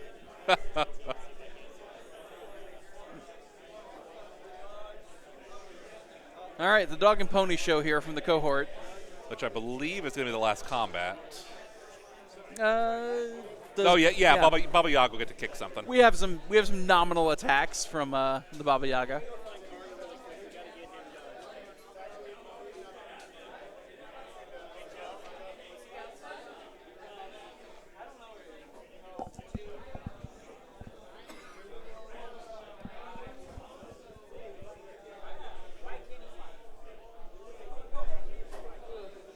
Nicely done there. Real quick, give a shout out to one of our sponsors here, Baron of Dice. Baron of Dice making the best in handcrafted cast resin dice. They come in a variety of colors and a variety of symbols here for any faction that you might want, and across a variety of game systems. Check them out at baronofdice.com. And in fact, I'm pretty sure Dan is using the OBR Baron of Dice dice. Yes, he is. Okay, so the axe is not down yet.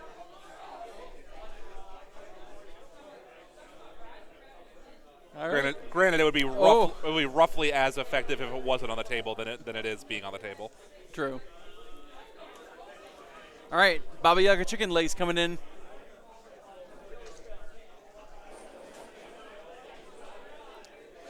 One hit. Wounds. One rend comes through. Oh, he's still alive.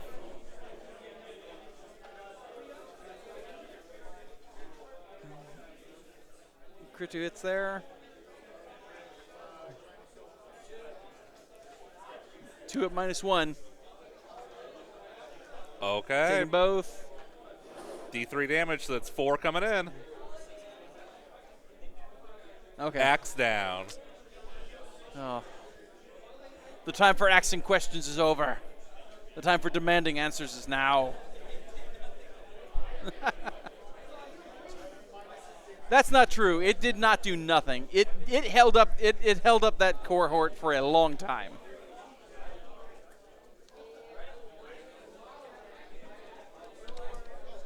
Sometimes in these games you have to look at things not at what they cost your opponent, but what they prevented him from spending.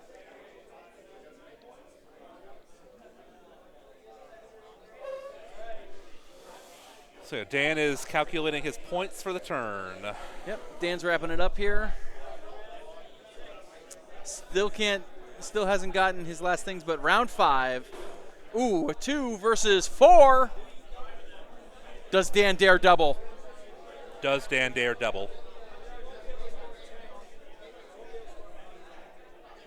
He will not be able to score any tactic, it's true, but only at 1 point behind.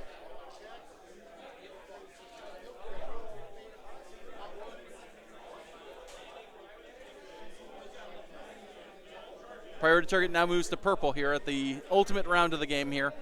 So he actually might want to, since I think he should in the attempts of trying to it seems like, wipe out enough stuff that where he can't really have a meaningful bottom of 5.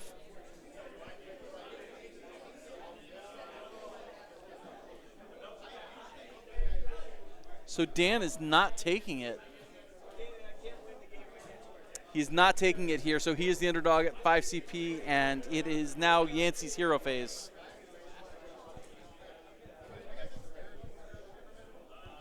Dan believing his only way out here is by taking the last word in the tournament. Or of the round, excuse me.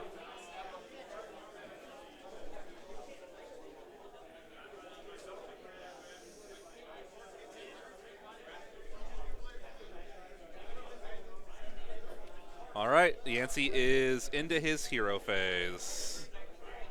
Summoning the axe Praying again. for the axe again. It fails. Ooh, no. No, bank 3, though. That'll be fine.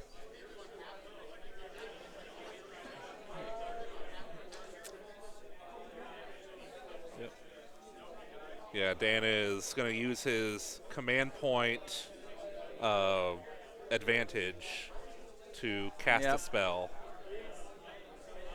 Absolutely. And Yancy is using the place of power on the Skull Taker to unbind. Yep.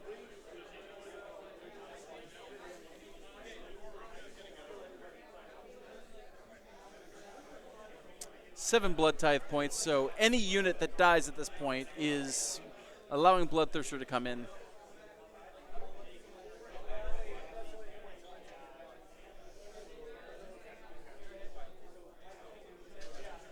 Dan, it is 38 to 39. Yancy's ahead.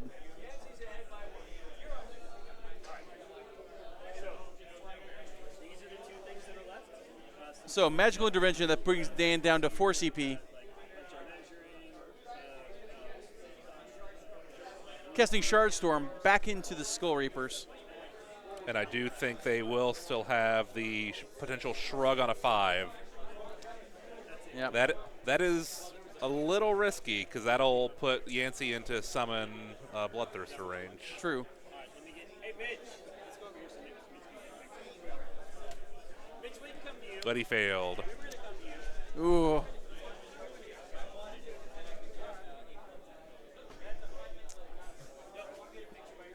That's right. Worst things can and will happen.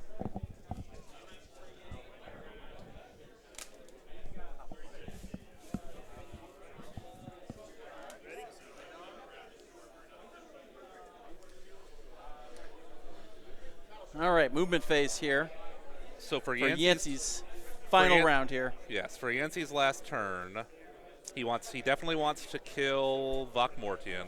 No, the Immortus, an Immortus card. He wants to kill that Immortus and take the primary objective. Do you remember who cast I don't offhand. Nightmare Predator? Okay. Because that could be a relevant conversation too.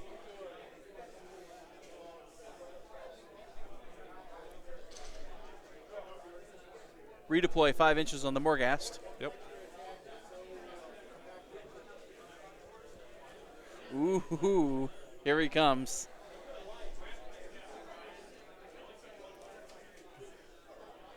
Dan's got a plan that doesn't involve the Morghast getting involved this turn.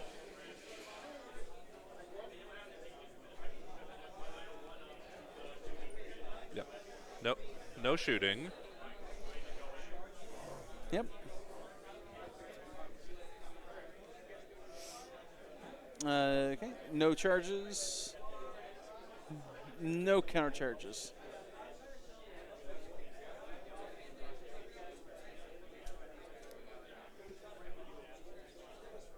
Oh, wait, so Yancy...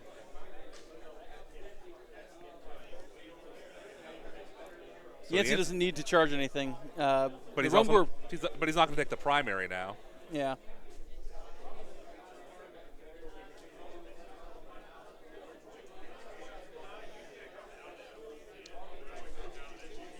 All right, Baba Yaga taking it on here. Oof, no, at least no crits. Yeah, I think Yancy's might regret not retreating onto the primary. Hmm. Yancy, baby.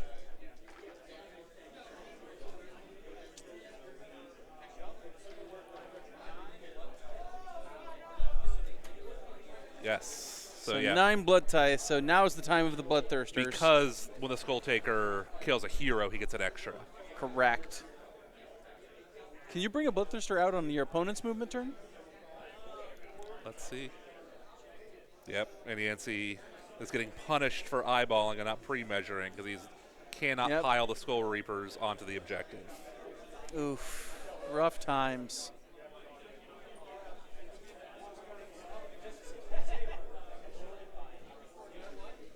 All right. All out defensing here for the Immortus Guard. And the Bloodthirster is any movement phase. Okay. To bring out. Any movement phase. Gotcha. Brings Dan down to 2 CP.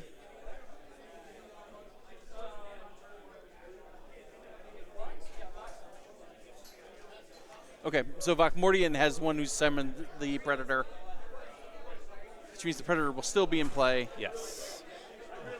All out defense here on the Immortus Guard.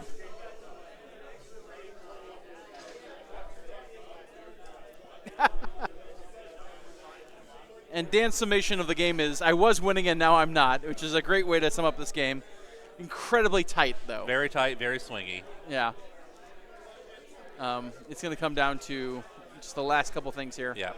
It is important to note that while Yancy will not score the primary for himself, he can redeploy onto the objective on Dan's turn.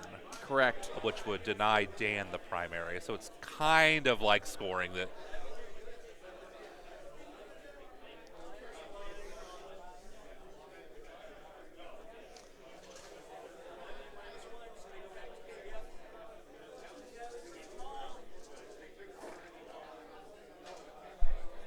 Ooh. Yep. 4 damage into that Immortus Guard. 8 damage, excuse me. 8 wounds into the Immortus Guard here. Yep. See a lot of 5s.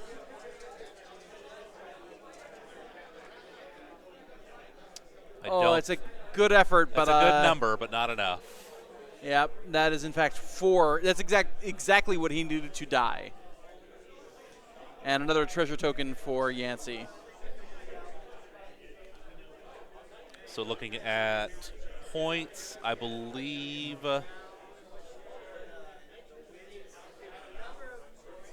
Yancy just gonna have 9 points this round. Yeah. Because he's gonna get 4 for scoring 1. He has no primary or secondary, and then 5 for the tactic. Correct.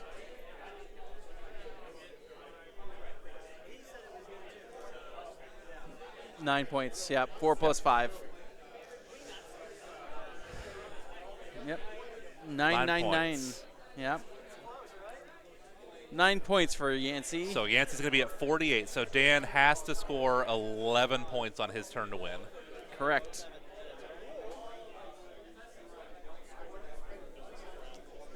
Keep in mind a Bloodthirster's lurking in the wings.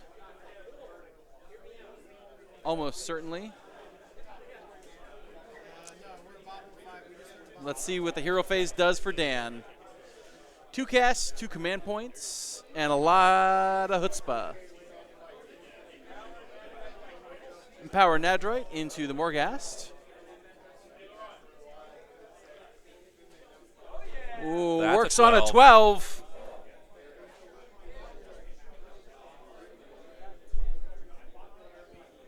Ten blood tithe here. He can think about automatically unbinding it. Auto denying it, true. Auto denying it.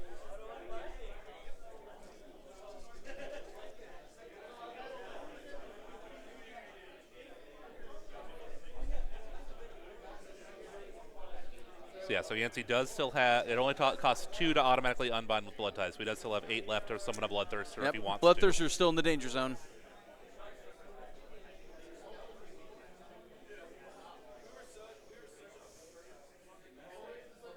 Dan is trying to decide if there's any other spells that he wants to cast that are relevant. Help out. I'm not sure anything will. Yeah, and the Skull Taker, for what it's worth, is not in range to trigger the Place of Power for an unbind. Yeah.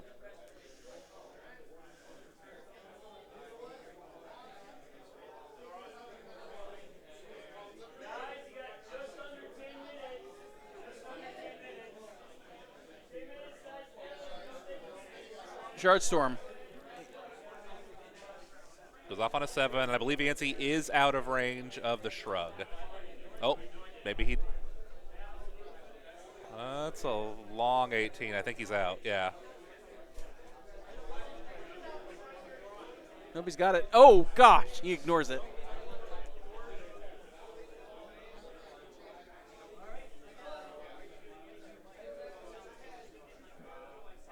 All right, Yancy's abilities. Rallying Skull Reapers. Yep. So looking at the current game state. Down to 2 command points for Yancy. Brings back 1, and I can guess where that one goes. Yep, right there. Yep.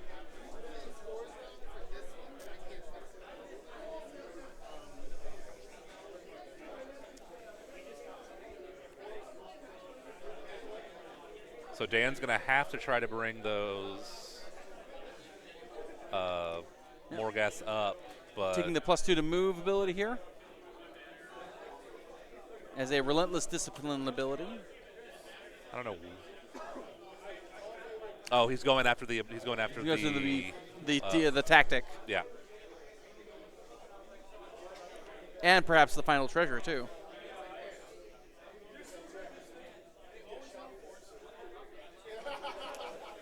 So if successful here, even though he's succeeding the primary point, that's a 12-point turn. Yep. Possibly. Have to see how big his Yancy's redeploy is. Correct. A lot of variables still in this turn. Yeah, oh yeah. Don't count it out. What's a Vaki Chalky got? What's Vox Populi? Ooh. All right, he's going to run. Trusting it to dice for an inch. I am not sure that's enough to even get him on the objective. Oh, yeah, he has a +2. He has a +2 move. Right, the +2 move, so.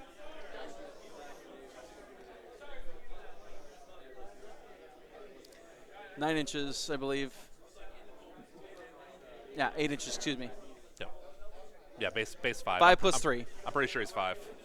Yes, it's 5 plus 2 for the ability, plus 1 for the run. Yes.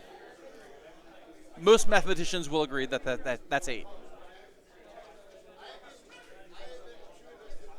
So he's touching the point. So that's 2 control score on there. 2 to 2, so he is maintaining it. Yep. I think Dan's in a good position to take it. Cohort moves on to the green.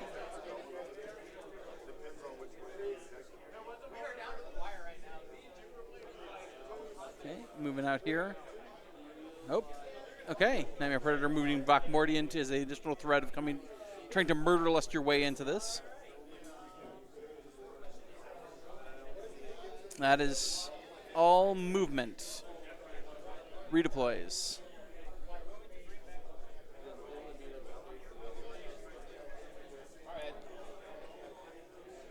Yep, so Thirster coming back. Yeah, Dan is a little caught off guard by the Bloodthirster return. Yeah, coming back in your in your opponent's movement phase is definitely, it's rough times. Snatching away red.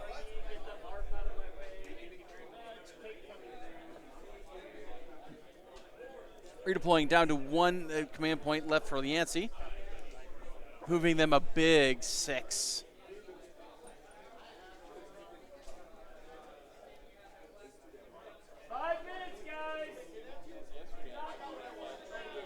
I think that's probably that might be a mistake because he's given up the 5 points by not redeploying the Rumgor Ritualist and only getting 2 in return. Yeah. Well, getting, quote unquote, denying. Sure. All right, charge phase. Here we go.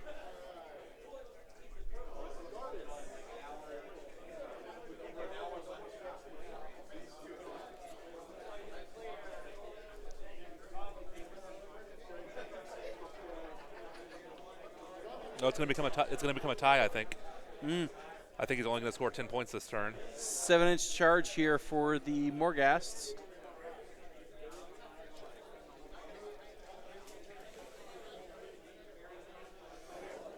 the Morghast are going to kill him. That'll get his 5 points. And then he only has he controls 1 for 4 points and 1 secondary. Right. So that'll be a 9-point turn. No, it'll be a 10-point turn. Oh, yeah. No? That's four for controlling 1 and 1 for a secondary. Yep, you're and right. 5 yeah, for his you're battle right, tactic. you're right. So it's going to go 48-48. I'm surprised he didn't bring the cohort into purple to try and back up that group. And just try as best they can to try and take on the Skull Reapers.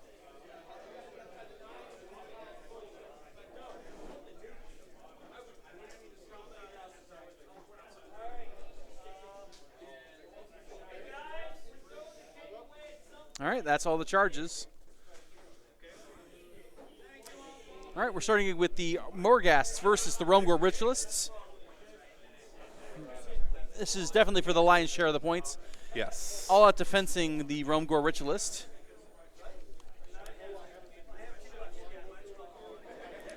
And he's going to all out attack. Which makes a lot of sense. Yep.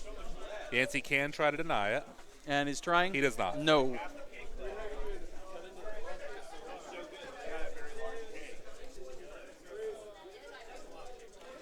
I think this Realmgore Ritualist is about to be paced. Oh my goodness, 3 6s. Oh my god. Oh, yeah. Yeah. He turns 6 attacks into 9 hits. I think that poor woman just exploded. Oh, I'm not great. I'm not good in the KO.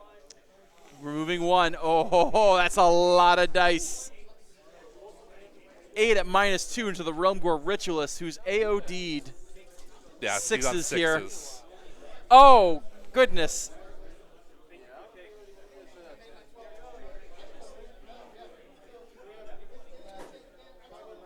So Skull Reapers, excuse me, piling in, trying to take on the Nightmare Predator. Yep.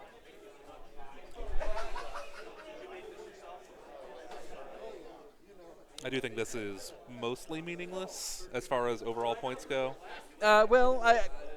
It isn't, but it is because if he leaves if that spell's on here, it could potentially do some serious damage to the Skull Reapers. Maybe. I don't think it's killing about 9 of them that are left. I kind of don't know what its attack profile is, though, to be honest.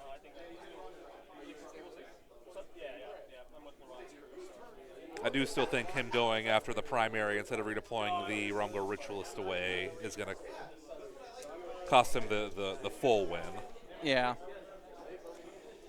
6 attacks at Force 2s, Rend 2, Damage 2. It could take out a fair number of them. Maybe.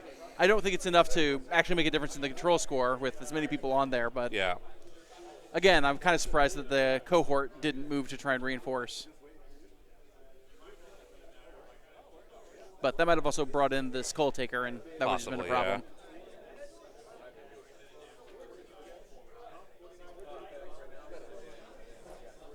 Oof. Yeah, there it goes. Yeah. Nightmare Predator is out. And it comes back. That's funny.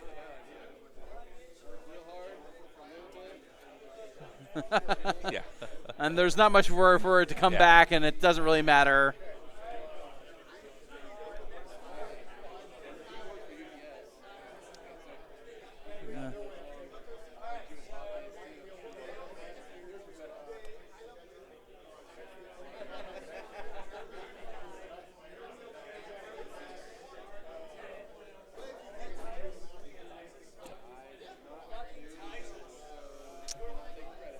Yep, 48-48 final score.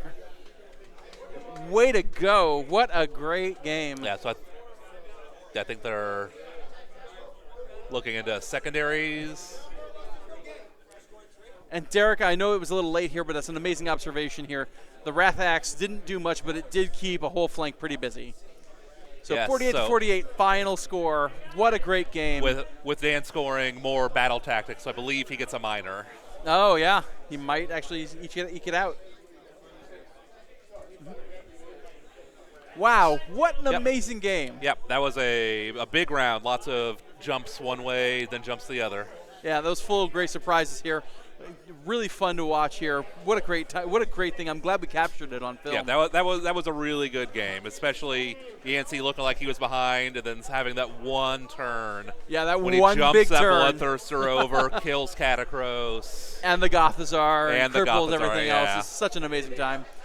So we are going to take a quick break here. We will come back for round 3. That will be the final round here for today. That'll be at roughly 15 minutes from now. 15 minutes here. So and the next round is Noxious Nexus for the battle Noxious plan. Nexus, the really fun one this season. So we will see you then. Come back here, use the restroom, grab a drink, grab a snack. This will be great. Absolutely.